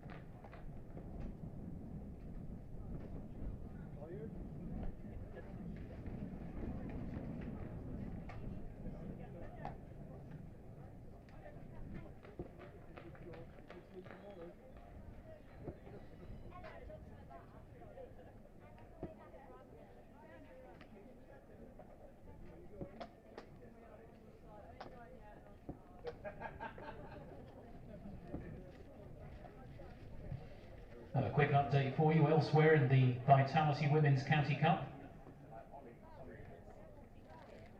Cambridgeshire are 73 for 6 in the 15th over against Hertfordshire. They need another 58. Buckinghamshire 76 for 1 after 13 overs against Suffolk, They need another 49. Wiltshire 52 for 6 against Berkshire. They need another 74 in 5.1 overs. Dorset 106 without loss after 13 overs. They need another 62 to beat Oxfordshire. Northumberland struggling, 32 for 7 after 13 overs. They need 128 from this point to beat Worcestershire. A later starting game, Cumbria 69 for 2, 2:30 start for that one in the 7th over against Staffordshire. And the remainder of the match is yet to begin.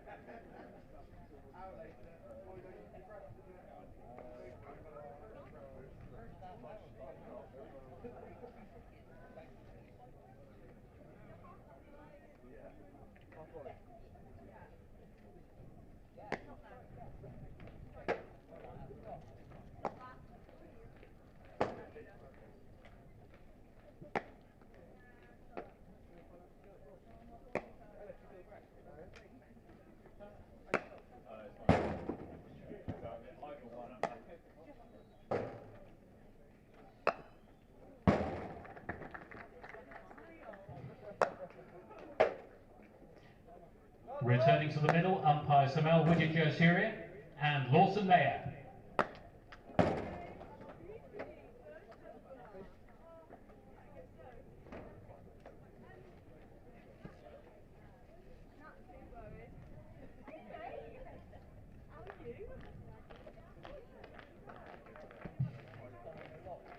Gloucestershire in the field, captained by Liv Daniels. And keeping wicket, Georgina Start.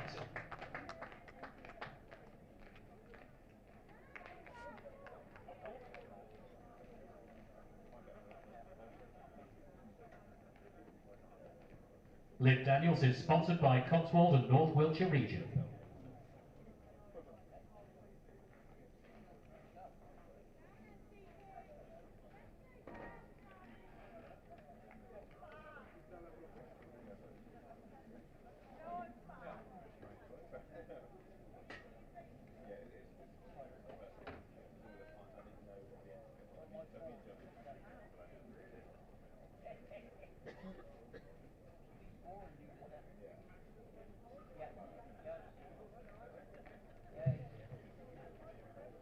Opening the innings for Cornwall, Evie Privet and Iona Pennington.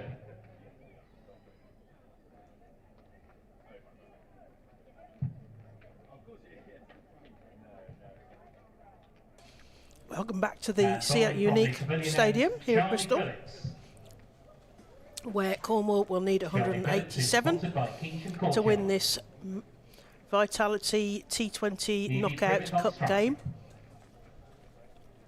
against Gloucester, the hosts. Thanks, Claire. It just emphasises it's a short break between innings.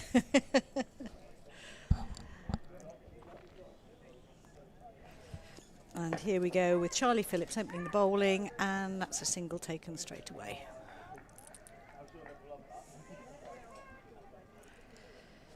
So Gloucestershire have opted to start with the slower bowler.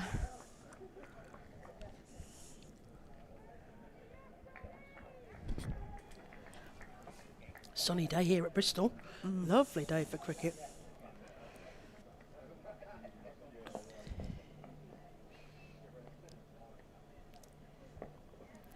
And that's another dot ball.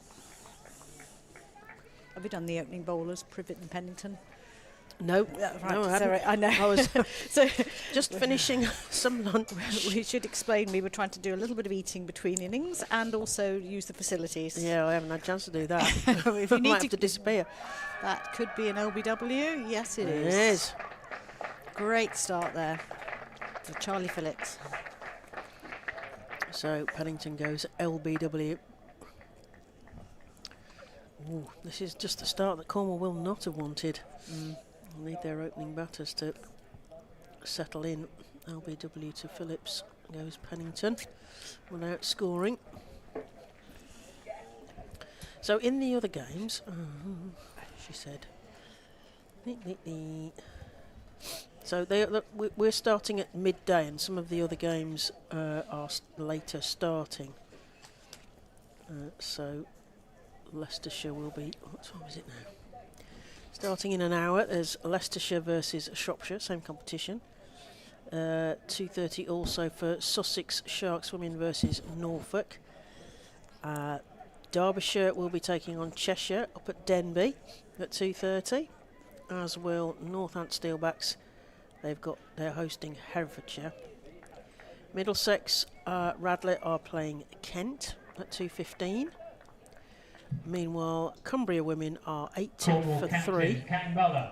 against Staffordshire at J.G. Meakin Club at Stoke-on-Trent. Pennington LBW to the bowling of Phillips for no score. And Cambridgeshire Women require 42 of 19 balls with 3 wickets remaining at Exning, Burwell and Exning. I'll do the others later. The 4th ball of this first over coming up now. Phillips in again.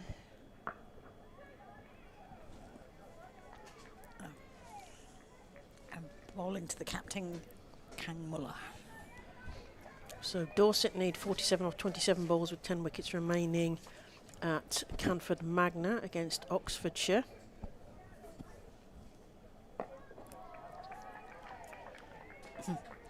Classic forward defensive there. Not seeing too many of those in the T20 games. No.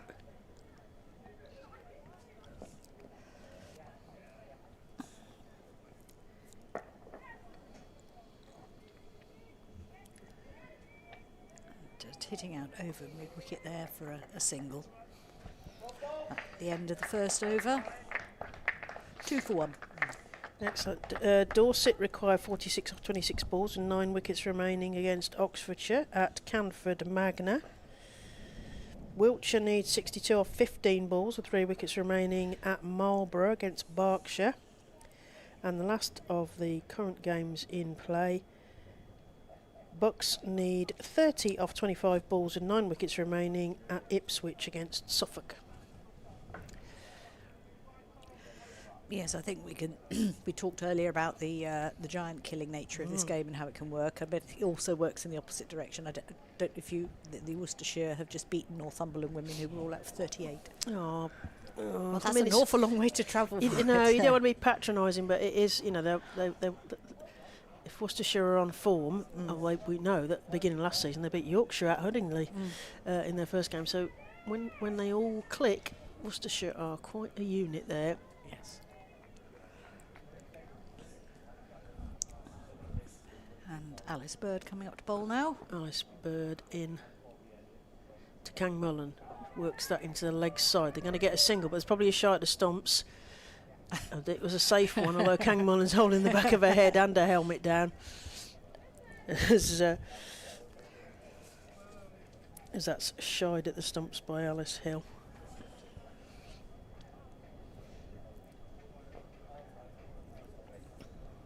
Alice Bird to continue to the left hand, the only left-hander that Cornwall have, Evie Privet. She's from Plymouth, so just outside Cornwall, so she doesn't make it into the Cornwall born. Right arm round, banged in. Privet just points that into the offside field, but straight to the fielder at forward point, and there is no run. Yes, Alice Bird, the bowler, is another who was a regular for Gloucestershire last season. And you know, they're having played that summer and now have had a winter of training. Looking to see how well they do this year. Yeah, this year she's 3rd in dot ball percentage, so she's bowling well. As again, that's defended straight to the field and there is no run.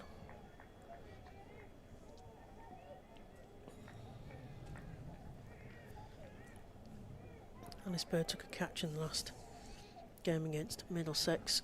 She got Abby Wybrow, which is a handy wicket to get.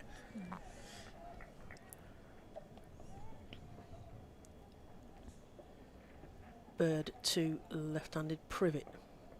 This time, ooh, straight through to the wicket keeper. That must have been very close to the edge of the bat there. Nice line, banged in by Bird. There must be a joke about birds and bushes, Privet. I'm not going to make it. No, I'd probably best not. No, I'll leave that one. Bird in again, right arm over. That's worked backwards of square. There is a field of those herring round to cut that off. They're just going to get the one. Privet turns but realises that actually the ball's already back with the wicket keeper. They just get the one. Cornwall 4 for 1. Second over, still in the power play, of course. Subject to fielding restrictions around the 25-yard circle. The men's game is a 30-yard circle. The women's game is a 25-yard circle. Gloucestershire on that ring. underneath the bat of Kang Mullen, straight to the wicket keeper. That's the end of the over. So 2 overs gone. Cornwall are 4 for 1. Overbowled by Alice Bird. What's Alice Bird? No, it's Alice Bird. Bird is sponsored by Wendy Body. Yeah, see, you haven't got sponsors here. So everyone's sponsored. That's a new thing this season. Again, you know, I've been impressed by the way Gloucestershire have the conversations they had with me about they may be a tier 2 team and not professional, but they try and do things in a professional way. And this is they've got their own. Listening to Fran Wilson in her chat that she did, they've got their own sort of locker room now to keep their stuff in, which has really made them feel very welcome. Just hit away on the leg side one, just drifted down the leg a little bit, and there's a big chase there for somebody. She's picked it up, and they've got 2. That's exactly the sort of run that runs there that Gloucestershire were turning into 3s, but that one was a 2. Coming in again.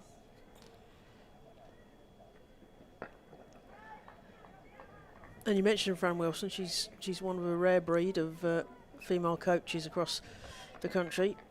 Her and Rachel Priest over the bridge at Glamorgan. Dot ball there, just played out to mid wicket. Fran Wilson, a player I know well, watched her play at Western Storm and Somerset last season. New to coaching this season with Gloucestershire. This could be going away for fun. That was a good effort out there, but a diving attempted to stop, but it's run away for 4 runs. Yes, Somerset's had to lose Fran Wilson as to coaching here at Gloucestershire. Gloucestershire, it's a great acquisition for them.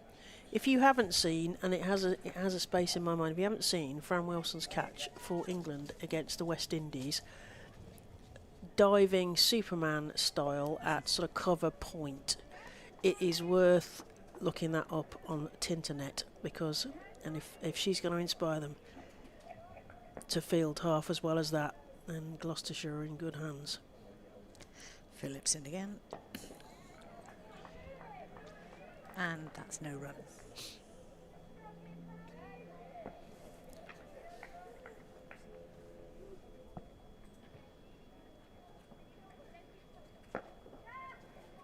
Pushed away for the single up to mid-on. Melissa Story running away from us, just below our commentary position in off the rope. Long on. And at the end of the over, 11 for 1 off 3 overs. So a quiet start at the moment. I mean, let's hope that you know this is a change up. So I mentioned we've got Rachel Priest, former Whitefern New Zealand international at Glamorgan. We've got Erin Osborne, former Australian international, coaching down at Somerset now for the first time this season, and Fran Wilson at Gloucestershire. So West Country is well covered by its female coaches. That's Bird banging that in again. Privet under her eyes, just defending that straight back to the bowler, and there is no run.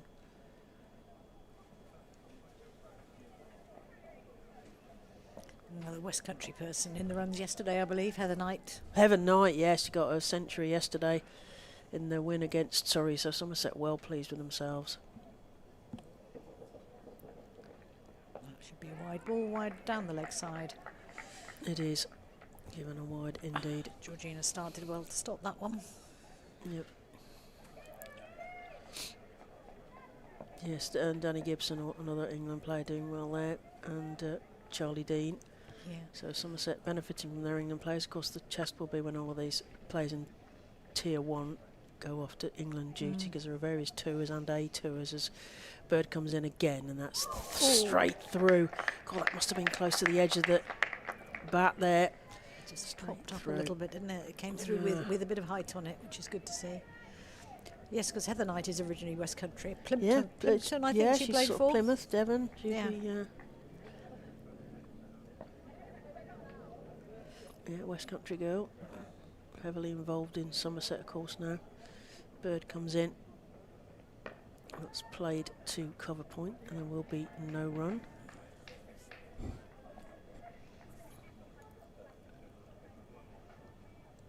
the Tier 1 teams will come into this competition later in the piece, so the Tier 2s and 3s fight it out for a couple of rounds before they get the chance to play against Tier 1s.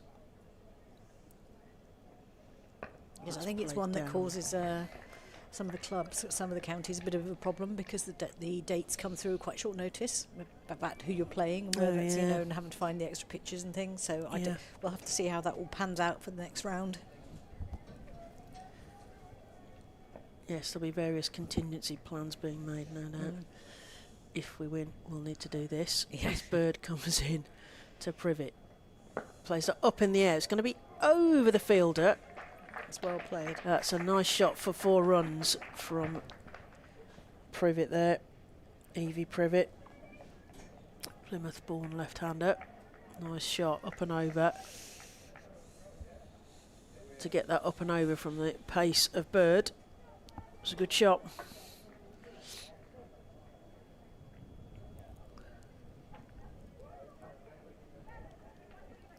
Yeah, it's interesting to see the 2 fielders for Gloucestershire. They're fielders who can be out one behind square. And the other one down here at a sort of a deep third. Deep third, yeah. Lovely. So that's the end of the over. 4 overs gone. Cornwall are 16 for 1. Cangmullen on 2 and Privet on 13. After that lovely thump up and over to long off on. Looks like there's going to be at least one close finish in that Bucks now need 19 off 14 balls against Suffolk. So, yeah, it could be a close one. Yeah. It'll be interesting to see what shakes out, because being a knockout, suddenly there's half the teams of work once we get through this. And there'll be some mouth-watering match-ups in the next round, no doubt.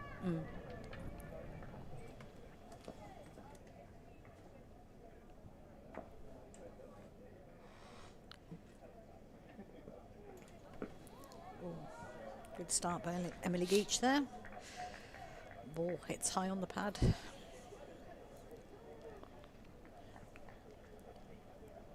Interesting to see how well Cornwall manage this chase in terms of how strong is their batting lineup.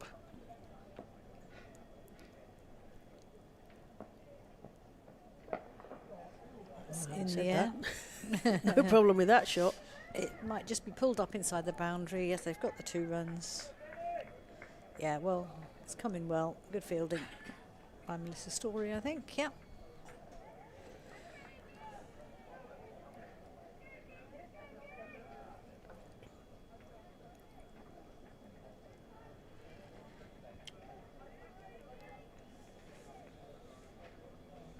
Yes, I believe Privet scored 50 last week in their previous match, so she's one of their main batters.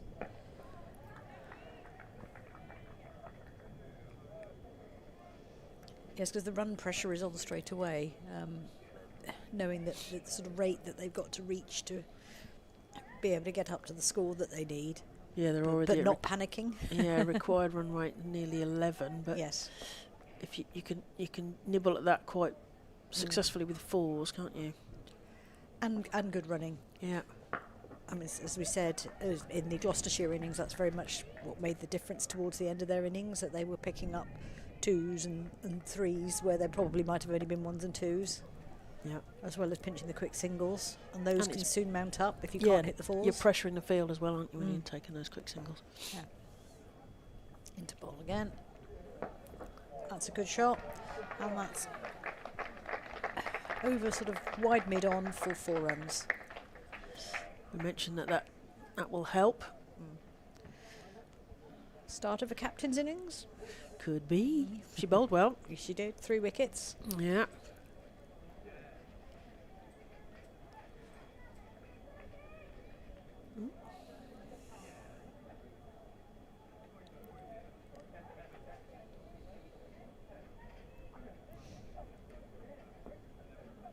A little bit of a chat there from Mel Story to Emily Geach.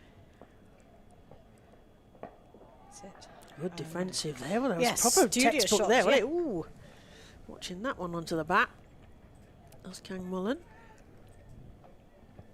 It's like 22 for 1 off 5. Yes, probable captain's innings potentially, and allowing then Privet to swing the bat a bit more. And left-hander, of course, left and right-hander messing with the fielders in terms of getting the bowlers' lines and positioning changed. Yes. To left and right-hander.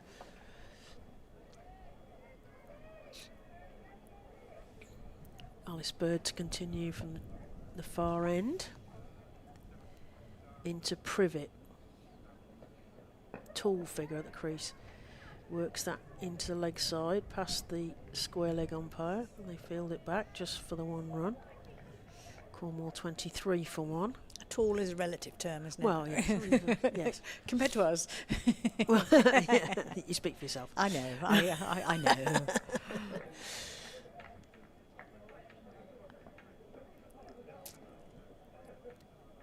Bird in, this time to Kang Mullen, the captain of Cornwall. Plays that into the leg side, but the Gloucestershire fielders swoop and there is no run. Yeah, Gloucestershire persevering with these 2 fielders behind square on the leg side.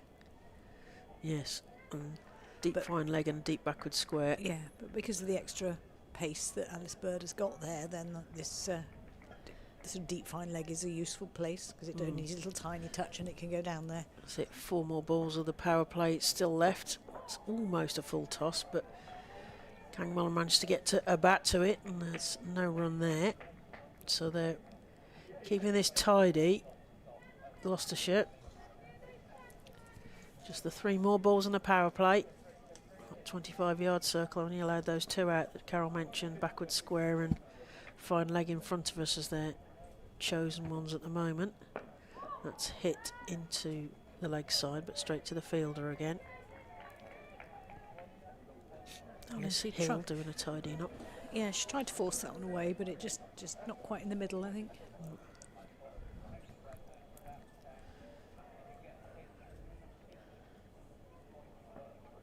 Alice Bird. Some pace from the top end. Kang Mullen shaped as though she was going to smack that and then just let it go through. I don't know if she's disappointed she didn't get a wide or just got the timing wrong, whether there's a dead patch on there. I'm not sure. I think for the shot she was wanting to play in the end, it was a little bit closer to the stumps than she was expecting. Indeed. Kang Mullen awaits. Oh, that one should be a wide. That yes. one is a wide. Yeah. I think maybe she was waiting for a wide in the last one, which didn't materialise. I think it's hard for somebody in her position. As we said, she'd appear she's a more experienced player and probably has got some less experienced people coming in. So do you really, really push it and risk getting yourself out and exposing the sort of the next batters into to coming in fairly early? It's a balance, isn't it? Oh, it's thumped in front of the stumps, but nowhere near an LB. Muted appeal. That's the end of the over. So that's the end of the power play. 6 overs are gone. Cornwall are 24 for 1. Privet on 14. Kang Mullen on 8. The fielding restrictions are now lifted. They were allowed 4 players outside of that 25-yard circle now.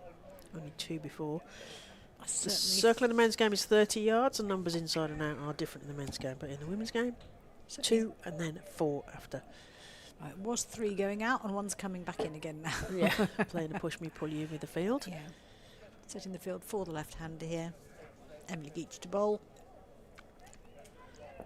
We have somebody just in front of us on the boundary rope, just at mid-on, deep mid-on.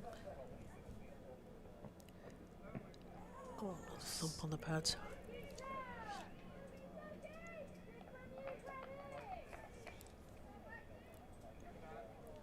Gloucestershire geeing each other up in the field.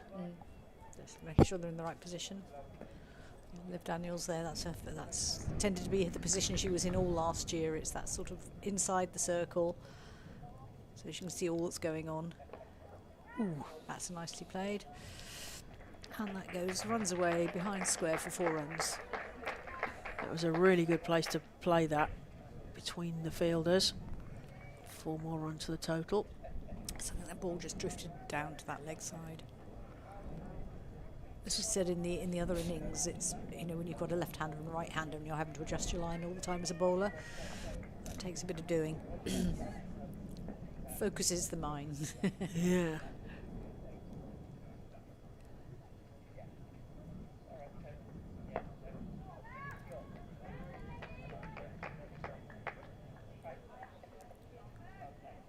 Fielder in off the rope.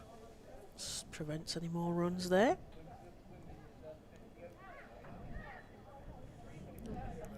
There's a Story being moved in front of us. Should have done a full lap soon. She's moving to Mid on, same mid on for the right hander, yeah.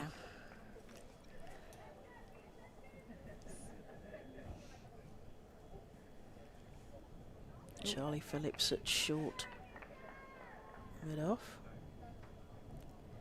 Sending the fielder out to cover point boundary. Could be, yeah, that's a good catch there. Catch at mid wicket there. Yeah. Removes the captain, Kang Mullen, who's starting to look a bit more Yes. like she was getting herself in, unfortunately for Cornwall. Slight hesitation there because it wasn't that easy a catch, and she did go on the floor, so I was just waiting to see whether that had popped out or not, but she hung on to it.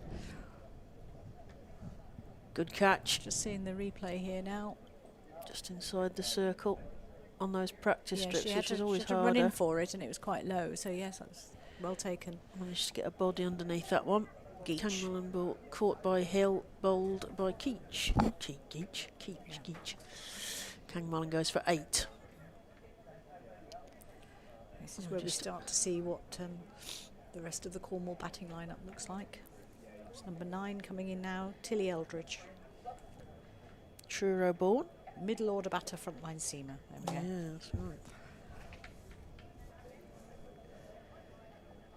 Tilly Eldridge. Kang Mullen caught by Hill off the bowling of Geach for 8.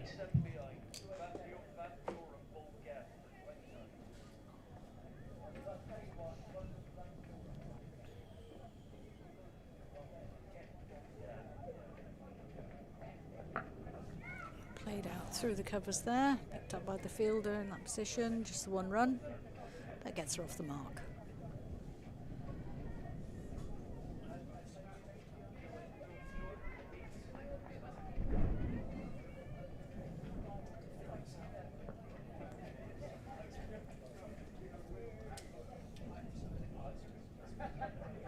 Coming in again. And stopped by Liv Daniels, captain, in that standard fielding position of hers.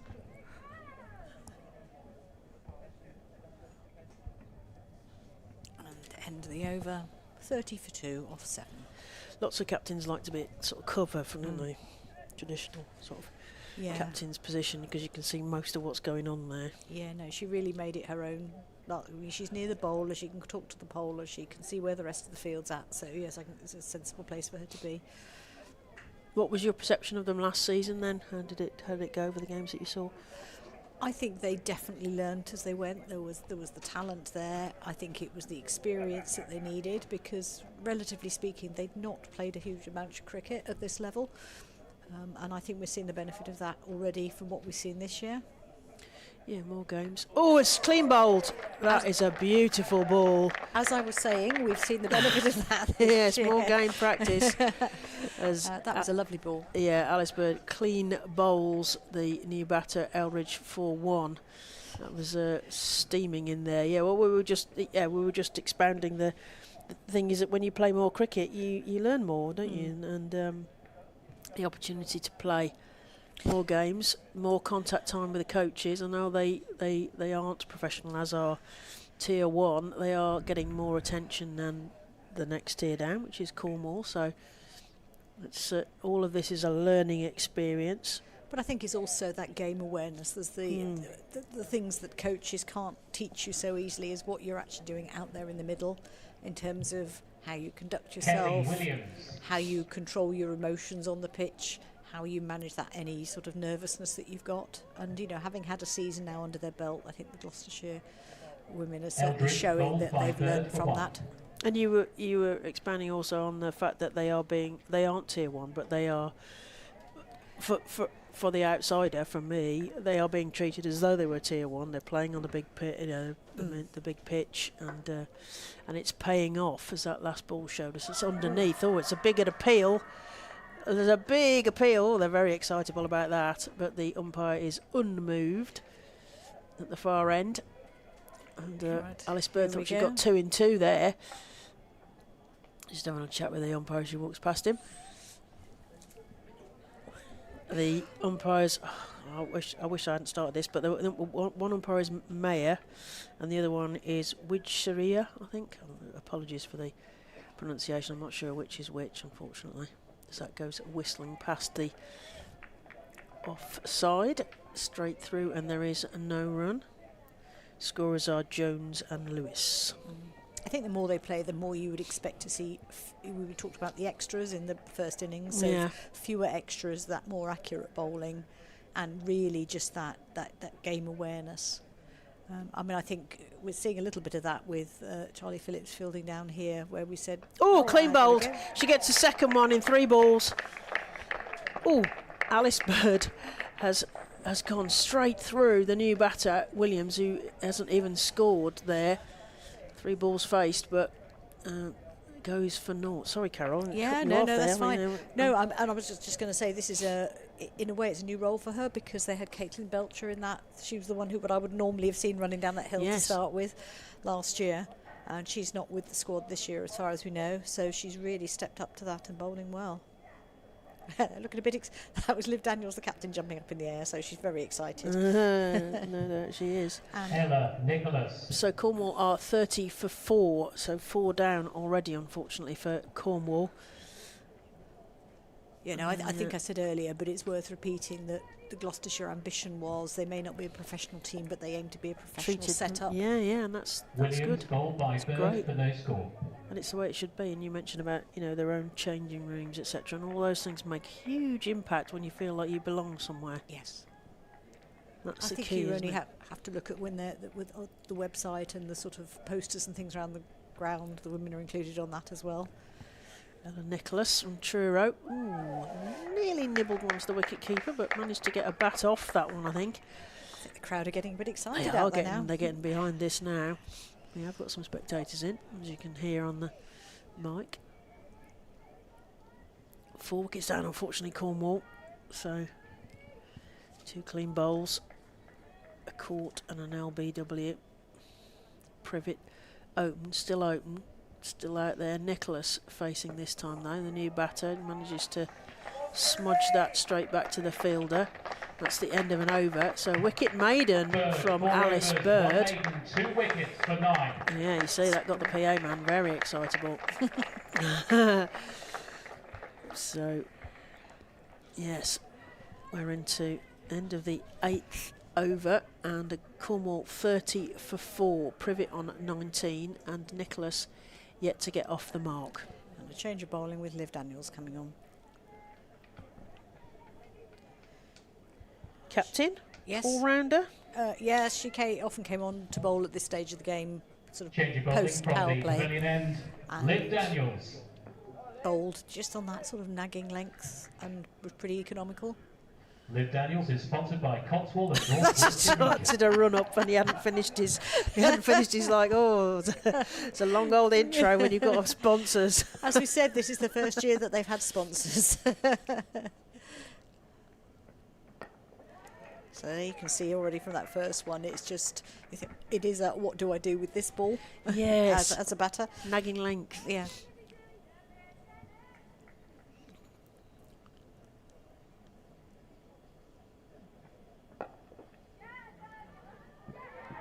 Good fielding there. His bowling is almost like placing the ball, isn't Yeah. it? Than actually, oh no, pitching it, slinging it, delivering it.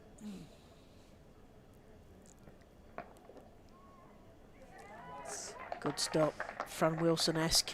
And yet again with the short run up and how quickly she gets through the overs before the opposition realise it, that's another over gone. Yeah. So that's 3 balls gone of this over already, halfway through it, no run. And it keeps that pressure on. Ooh, to the air. Ooh. Just dropping the front there of Melissa Story. Didn't quite make it. She was on the boundary and it dropped sort of halfway between the circle and the boundary. She wants her in now. Yeah, about there. In outfield, potentially. As square leg and mid wicket disappear off to the rope, Melissa Story comes into a more traditional mid off. She's coming around the wicket. Around the wicket still. Oh, And there she goes. I'm glad when I say these things that something happens. So yeah, that's very good bowling from her. so another clean bowled. Nicholas goes for no runs, unfortunately, bowled by the captain, Liv Daniels. It's a very low trajectory on that ball. Just seeing it replay. coming through here. She's bowling round the wicket. It's almost like she places, It like, slides I'm just it going through. to place the ball There we in go. the air. Yeah. Oh. So pitched on middle and sort of hit between middle and leg, middle and off rather. And the rattle of the stumps Yes. behind you. Batter's nightmare. So Cornwall find themselves 5 down for 31. Lucy Oakley, who we saw bowling earlier, coming We in. did. Number 6. Not at number 6, she is number 6. Yeah. yes. Truro born, another Cornish girl. Lucy Oakley.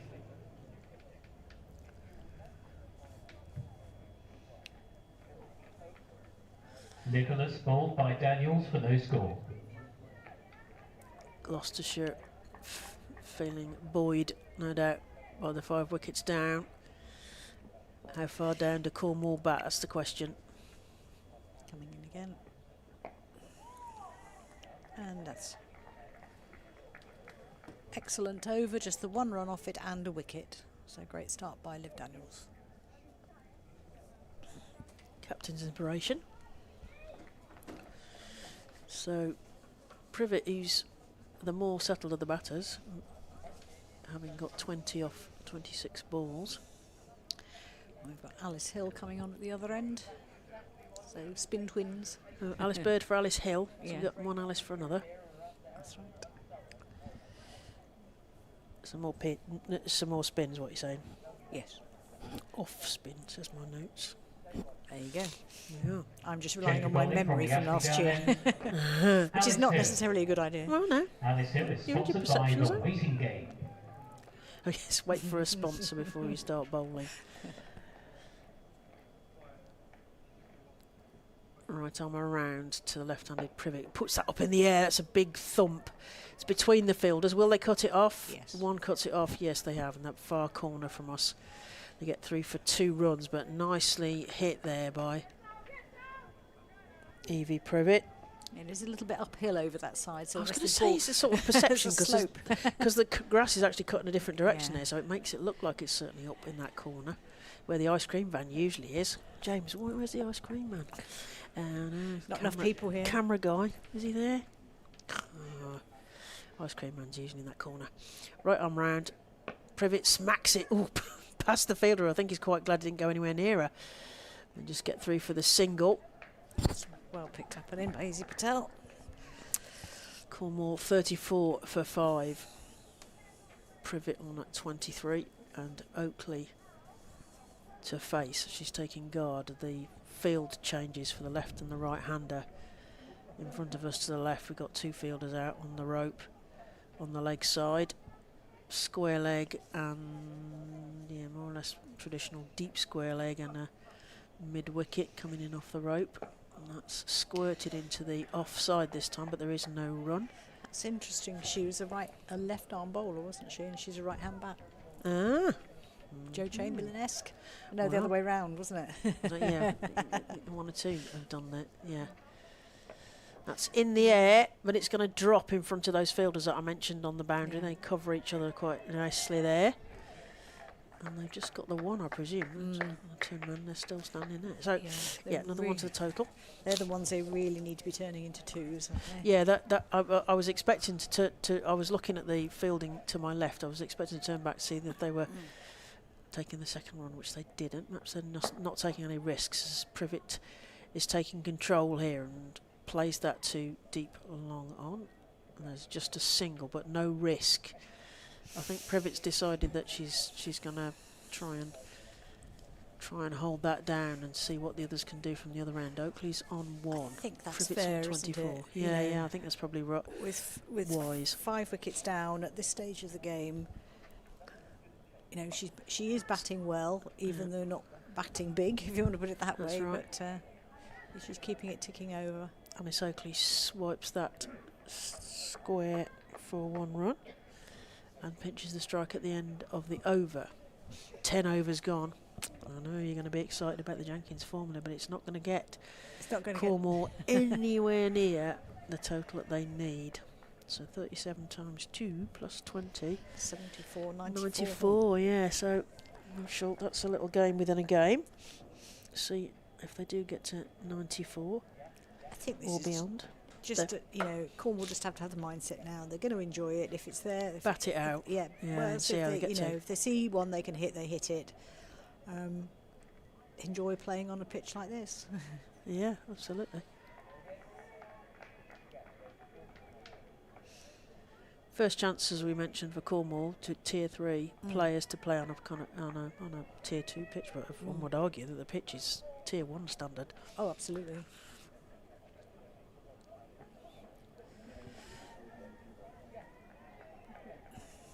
Can't get that ball past that short fine leg fielder. Yeah.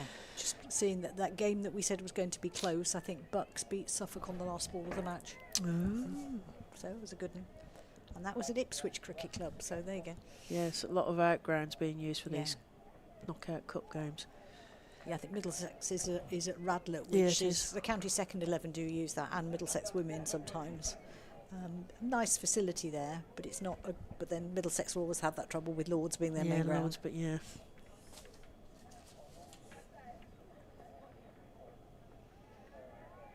You're ex-Middlesex, aren't you? Yes, Yeah, yes. You got your name on the boards? I did. Mm. I'm just waiting to see if they've gone back up there because they're redoing all of that, the Middlesex Pavilion, and waiting to see if all the boards go back up there. I hope so.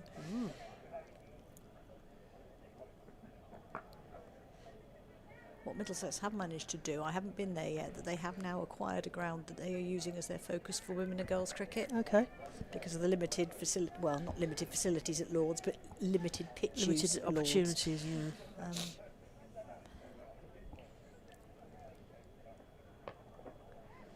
There we go, going through to mid-wicket there, another single. Middlesex in tier 2, but strong. I commentated them up at Derby the other weekend with Freddie Cardy, and Middlesex look very strong, led by Saskia Hawley, who's really got a handle on field positioning and deploying her bowlers, and they were well drilled. They're a good side in tier 2, so team to watch out for. It's played out to square there. Picked up and on its way in.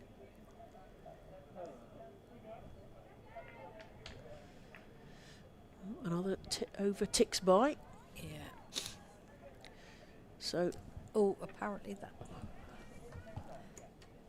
Cornwall need another 147 from these last 9 overs, so it's a large task for Cornwall here, who are a tier 3 side against the tier 2 side, Gloucestershire.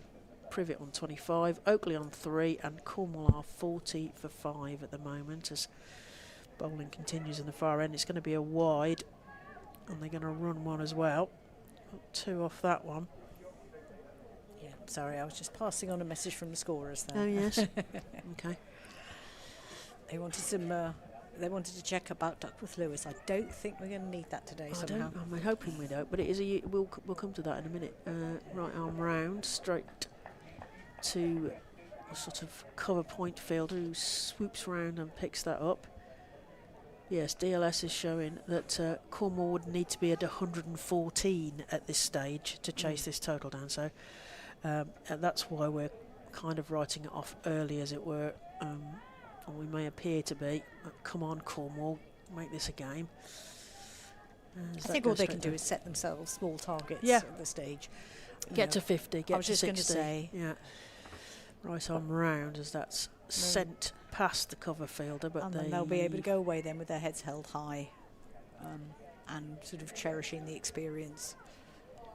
Yeah, because they were very excited, said the Cornwall coach this morning to me on a text message. Right arm around to Oakley. Picks a big swipe. Ooh, there's a chance of a stomp in there because that was underneath the bat. Yes, I don't think her back foot was twitched, but it didn't go anywhere. No, it was firmly planted, I suspect. Cornwall 42 for 5. I need 145. She goes back and just defends that down straight to the point field, and there is no run.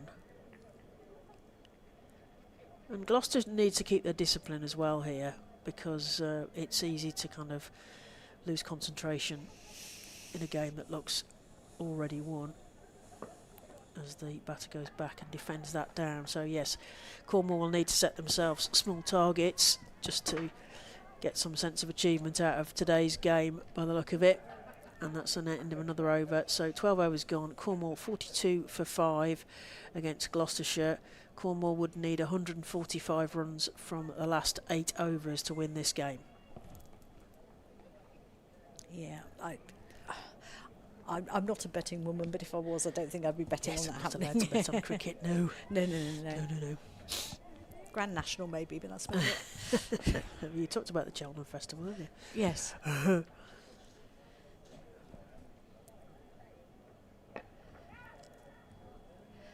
Played out to square there. Yeah, Cheltenham's good at festival, literary festivals, jazz festivals, cricket festivals, and horse racing festivals. We've done a cricket festival together, haven't we? Yeah, in the old Western Storm days, commentary on there. Daniels again. The field remember that it's a left and a right hand, and they've got to come in off the rope. Eventually, come back. Memo to Melissa Story. Wide ball, yes, that just drifted past the leg stump.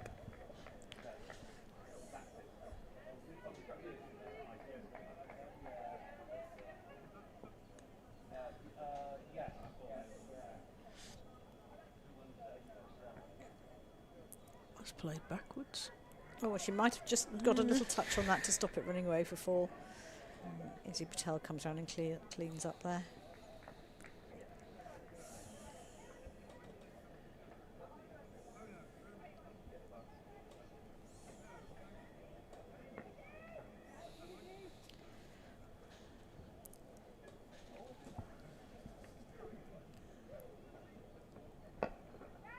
Should come out to a fielder, yeah.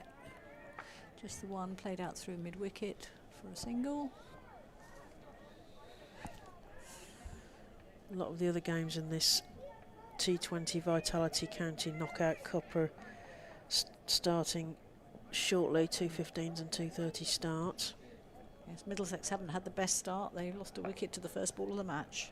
That's not good. Leicestershire have won the toss and elected to bowl at Leicester against Shropshire. Meanwhile, Liv Daniels is bowling here. And for no run. Norfolk won the toss and elected to bowl against Sussex at Hove. Derbyshire won the toss and elected to bowl against Cheshire at Denbigh, which is up in Derbyshire. Daniel's final ball of the over here. Oh, and they're going to pick up a single.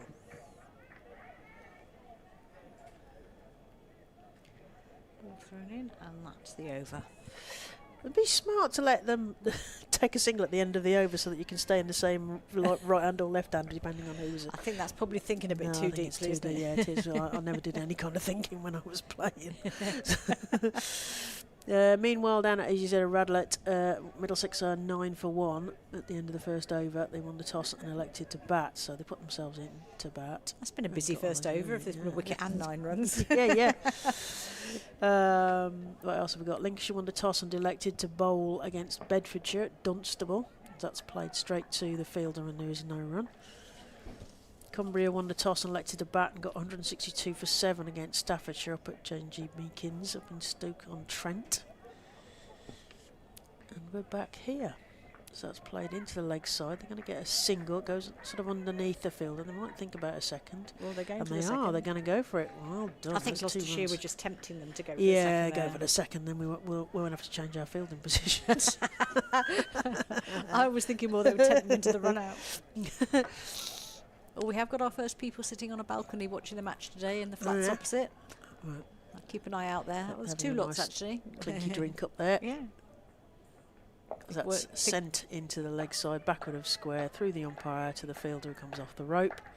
You get the trot through for a single there. Cornwall's 50 yeah. comes up in 13.5 overs and 47 minutes.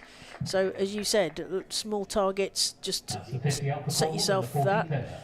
That's the 50. Now to get to 60 and so forth. So, set yourself those mental targets as that's lifted up into the air. There's a fielder under it, but it's going to drop twice in front of her, unfortunately, at long on. So not a risk. A good thump up and over, but only 1 run out of it as Cornwall moved to 51 for 5.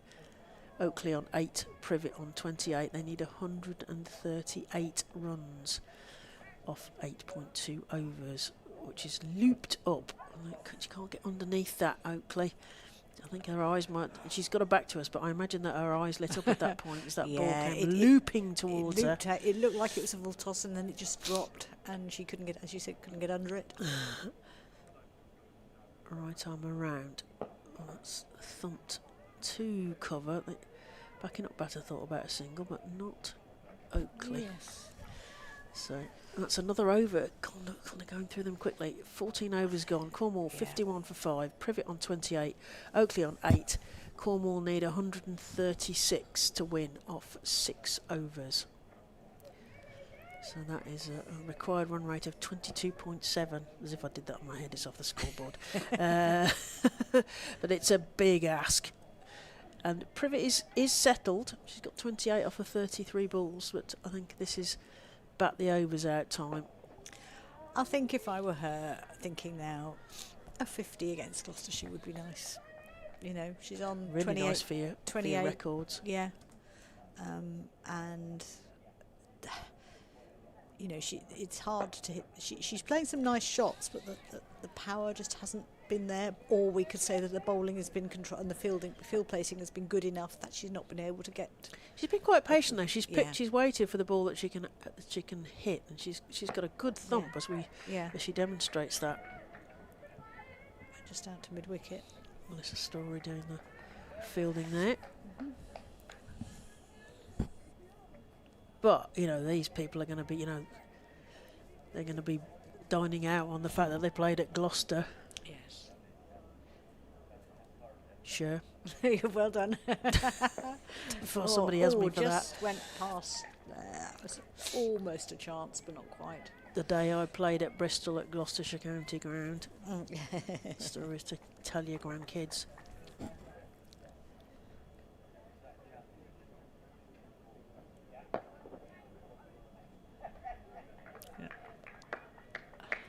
That's middled, wasn't it? But it's almost like they don't have the confidence in their own batting a little bit on some of this.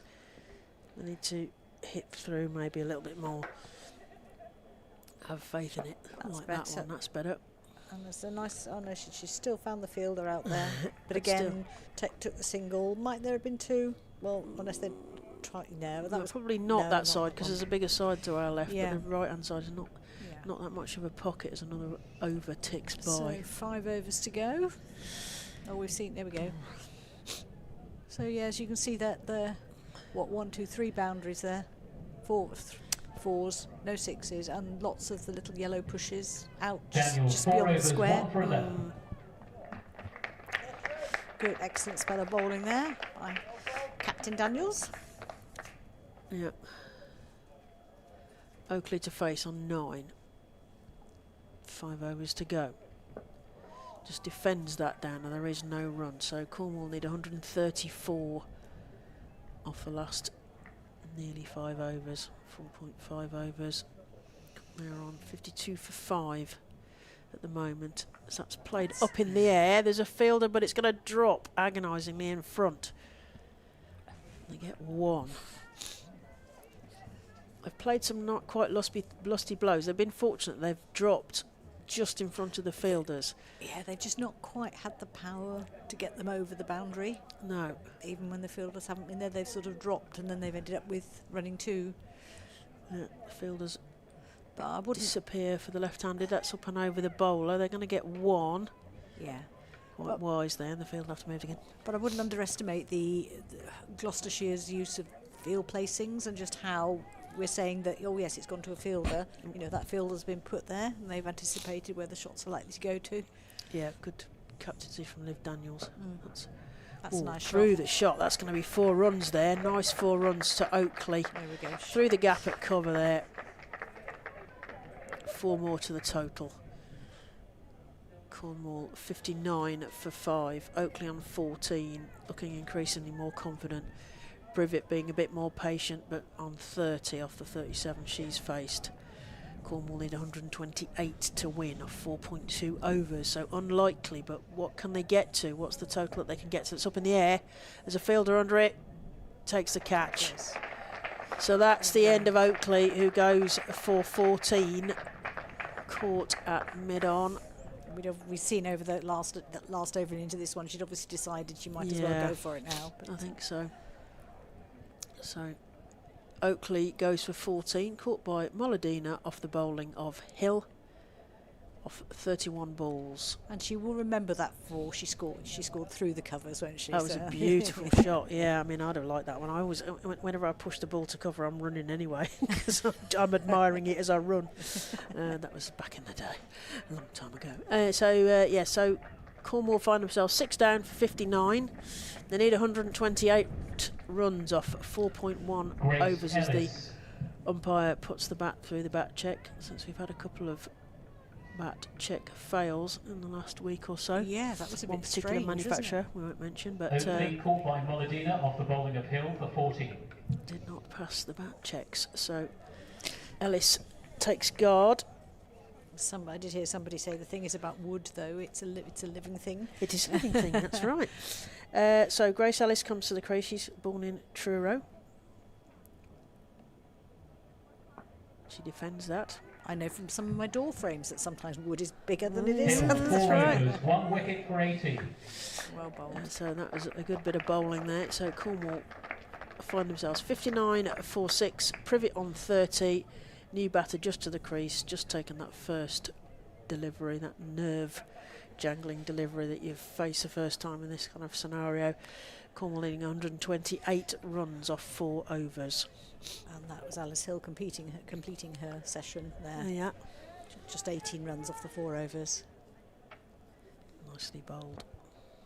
And Charlie Phillips, who opened the bowling, coming back on from this end. Bowling from the pavilion end, Charlie Phillips. Yes, I beat the Beat the PA man. but we didn't know who she was sponsored by, did we? No, we could still call her back for that.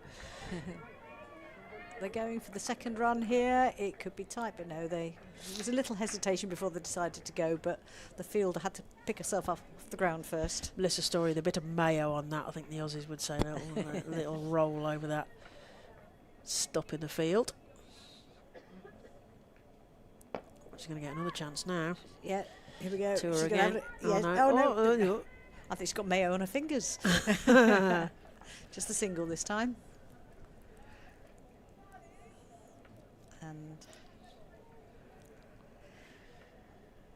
coming in for the new fielder here. Left and right again. Left and right dance.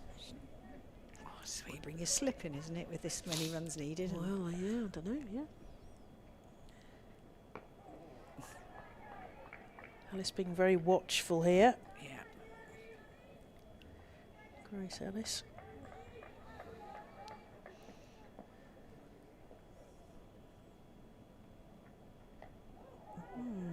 Thought She went she'd for seen it. one. She thought she'd seen one there. Yeah. I think this is the point where I'd be having a little bit of fun, and I'd probably have my sort of a gully-ish person in there and somebody in short on both sides, just because I like a bit of fun at this stage of the game. Just to get in the batter's eye line, perhaps. Back there.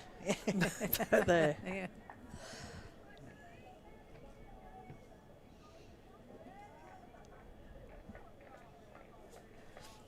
as we said, Gloucestershire, certainly because of the bowlers that they've got and not a lot with long run-ups, they don't hang around, and they do get things through things really quickly, which is important in this T20. Yeah. So you don't want to be finding yourself rushing for time Yeah, in the latter overs. Yeah, and then having fielding restrictions because you haven't got through your overs in time. But the umpires are always pleased about that as well, getting through the overs, not having to worry about that. Game slipping away here from Cornwall. Need 123 or 3 overs. So yes, it's those targets that you need to set yourself. So Privet, who's been there a bit longer, needing to just give a calming word to Ellis and just say let's just get to 70 and then 80 and then see where we can go. Bat the overs out. The other thing, we've paid for 20 overs. We're going to bat 20 overs, as it were.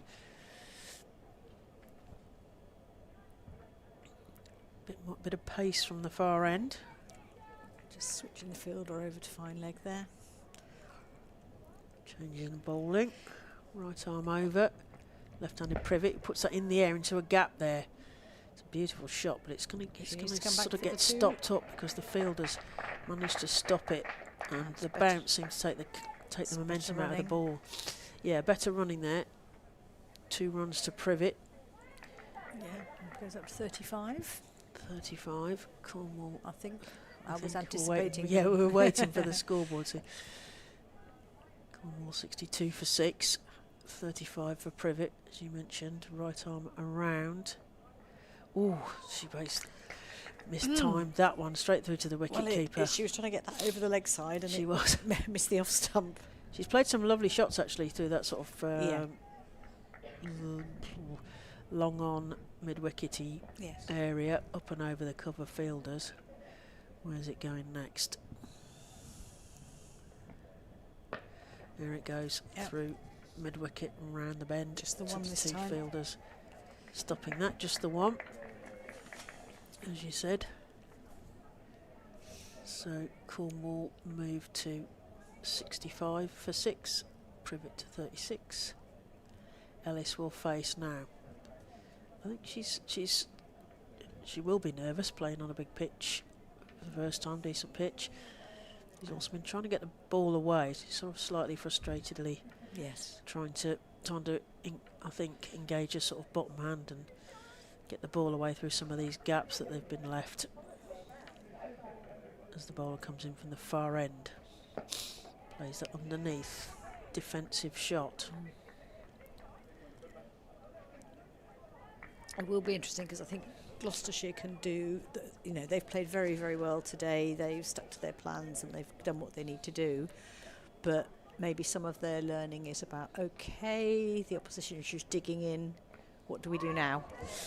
Yes, bit of nutmeg, inadvertent nutmeg there from Ellis, and Privet's encouraging us to come back for a second there, quite rightly.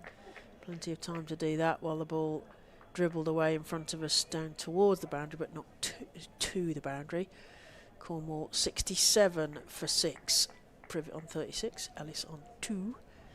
Yes, I think just as an example, so the fielders who are out now will stop the ball going for 4, but where they're standing, they're not very likely to get catches because the ball hasn't been going out that far. Yeah, that's right. It's been dropping tantalisingly before that. They get through for 2 there. I'm not sure what that hit. No signals. So no signal from the umpire. That's the end of the over. 2 overs remaining. Cornwall 69 for 6, Privet on 36, Ellis on 4. Cornwall need 118 off 2 overs. The scoreboard shows that as 59 and over. So yes, I think this is just about making the most. I mean, they've batted through to here because a lot of the teams have been bowled, tier 3 teams have been bowled out early, or when we look at the scores, there might even be some tier 2s that have been bowled out early. But I think now you stay in for all 20 overs and you see what you can get. Maybe, Privet, as you say, could. I don't want to say this because I got it wrong in the first, but maybe she could be eyeing up a 50 here. She's only got 2 overs. With a few lusty blows as a camera person comes and sets up below us, ready to catch a key moment. Well, there's a single. Yes, that ball was going to come over. We knew exactly where that was going, but it didn't quite make it there. It went behind instead. They just scampered through for the single.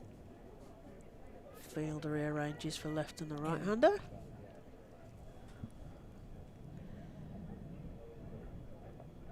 Because they've spotted that she's trying to do that. Yeah. Working that underneath herself. And they've got the fielder down there now. Yeah. They return to their positions like, yeah, here we go, off we go. Left in, right out, left in. Oh, yeah. Charlie Phillips.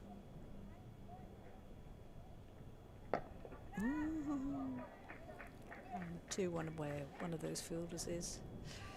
Yes, you almost, what you mentioned about perhaps in catching positions, they could probably do with all of them coming in 10 or 20 yards, couldn't they? Potentially. Yes. Just to try and get the catch. Yeah. I mean, it doesn't matter. They don't get any extra points because it's a knockout competition. No, just the win. But there are other matches that they play where points and bonus points become more important. That's what I'm saying. You have to be as disciplined in these games as you do in a tightly fought close match with your peers, because it's good to practice. Good practice. That's in the air. That's good. Oh. Dropping. It sort of went over her shoulder and dropped on the circle, but they're not quite there, so that's another single. Tantalising Geach. Now your punishment is go back out to the rope again. But yeah, I think that maybe this is one of those occasions. I'm not a great fan of being in off the rope, but this might be one of those occasions where you could be in and then another 20 yards closer. Oh, almost. That almost worked, didn't it? Fended down in front of 4 overs for 16, 1 wicket. Excellent bowling again. I think all the Gloucestershire bowlers are going to be really pleased with their figures for today. They've all done their jobs really well. We'll do a run through the summary of the scores later, but they've never really let that pressure up, which is good. Well, when your most expensive bowler at the moment has only conceded 19 runs, that tells you. Yes, runs pretty economical. Oh, that's bowled. She's clean bowled. Yeah. Ellis goes for 6 off 12 balls. So this is the last over, and they're sending the water carriers back off. Now let's get this done. Yeah. Ellis goes for 6, bowled by Emily Geach. 12 balls and a strike rate of 50. Keeper Maddie Webber coming out. Maddie Webber. Oh, good to see the keepers out there. The keepers union. Just the keepers union, yeah.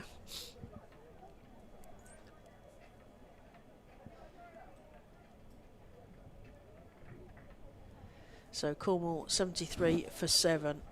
Privet's still batting for 38, and Maddie Webber coming out. They need 114 off 5 balls. You know, good luck. Ellis bowled by Geach for 6. So yeah. Well, I reckon she needs to take a single, and then she still can't do then it. then leave Privet to bat as far as she can. Yeah. Just because we like playing mind games, really. Yeah. Webber to face. She manages to get the bat underneath that, and that's just a dot straight to the short cover fielder, and there is no run.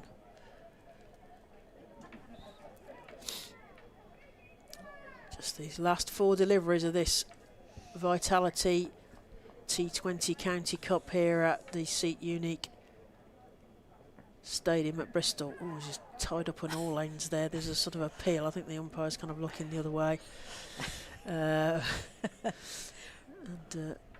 there is no run. 3 balls to go. She's running back to a mark now is Emily Geach. Yes, yes, get this done, I think is the call. Geach into Webber. Webber takes a big swoosh. She's going to get some runs here underneath the bowler. Just the one, I think. There is a long on fielder who's going to tidy that up and get a 1, so good for her averages. So off the mark for Webber, and Privet, who has played a very good, patient innings. She opened the innings, so she's at this point with 2 balls to go, carrying her bat. The 45 balls she's faced. 38. What is Geach going to serve her? She's going to come round the wicket to the left-handed privet. Plays that into the leg side. There's a fielder there, but I think she might get a 4. She did. Another 4 runs to privet's total. Opening bat for Cornwall. Doing a good job She here. now needs a no ball. Trying to work it and out. a free hit. Off one ball, you can get to a 50. So Privet's on 42, and I suspect she's going to get stranded somewhere near that. Cornwall 78 for 7. 1 ball left. They need 109 off this one. Good luck with that one. And that's worked into leg side. They're going to get 1. Single. So yeah, and that's the end of the innings. So Cornwall, who have fought bravely here, particularly. Congratulations to Gloucestershire. Yes, particularly Evie Privet, who has carried her bat through the entire Cornwall innings. By 108. Yeah, winning by 108 runs there. So yeah, so in terms of the Cornwall batting card, Privet finishes on 43 off 47 balls, 4 fours. Pennington was out without scoring LBW to Phillips. Kangmullen was caught, Hill bowled Geach for 8. Eldridge was bowled by Bird for 1. Williams was bowled by Bird for no run.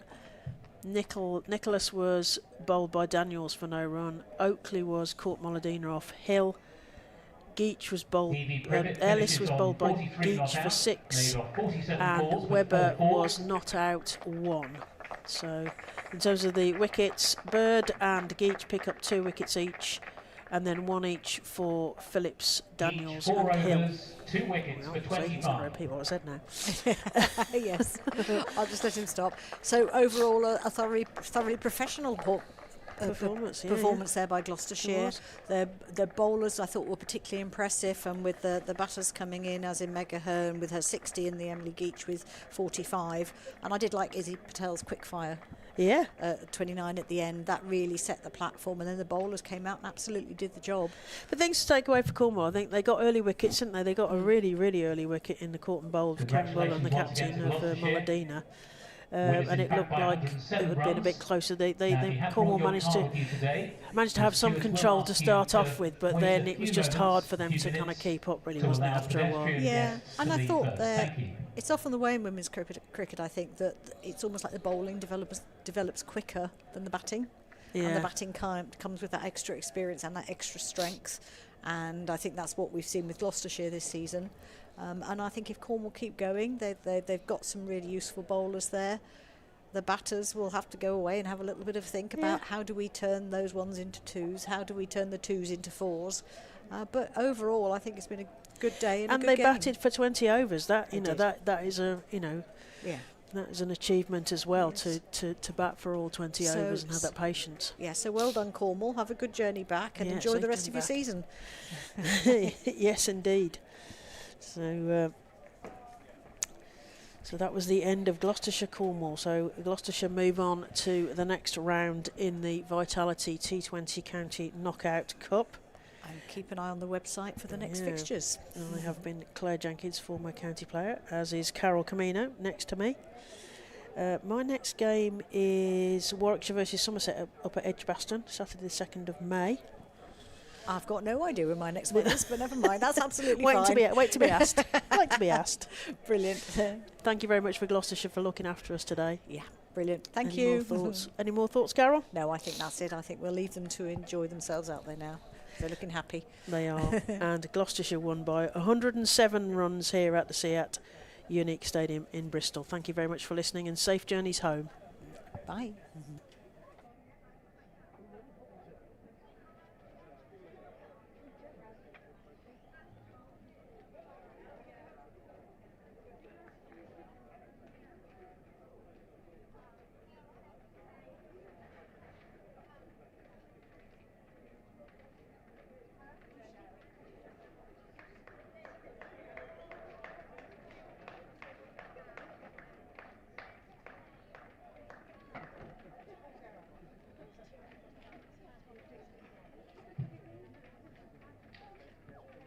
On behalf of Gloucestershire County Cricket Club, thank you very much for your attendance here at the Seat Unique Stadium today.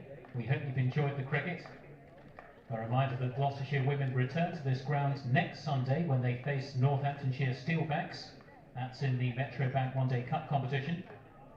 Until next time, have a very pleasant afternoon and a safe journey home. Thank you.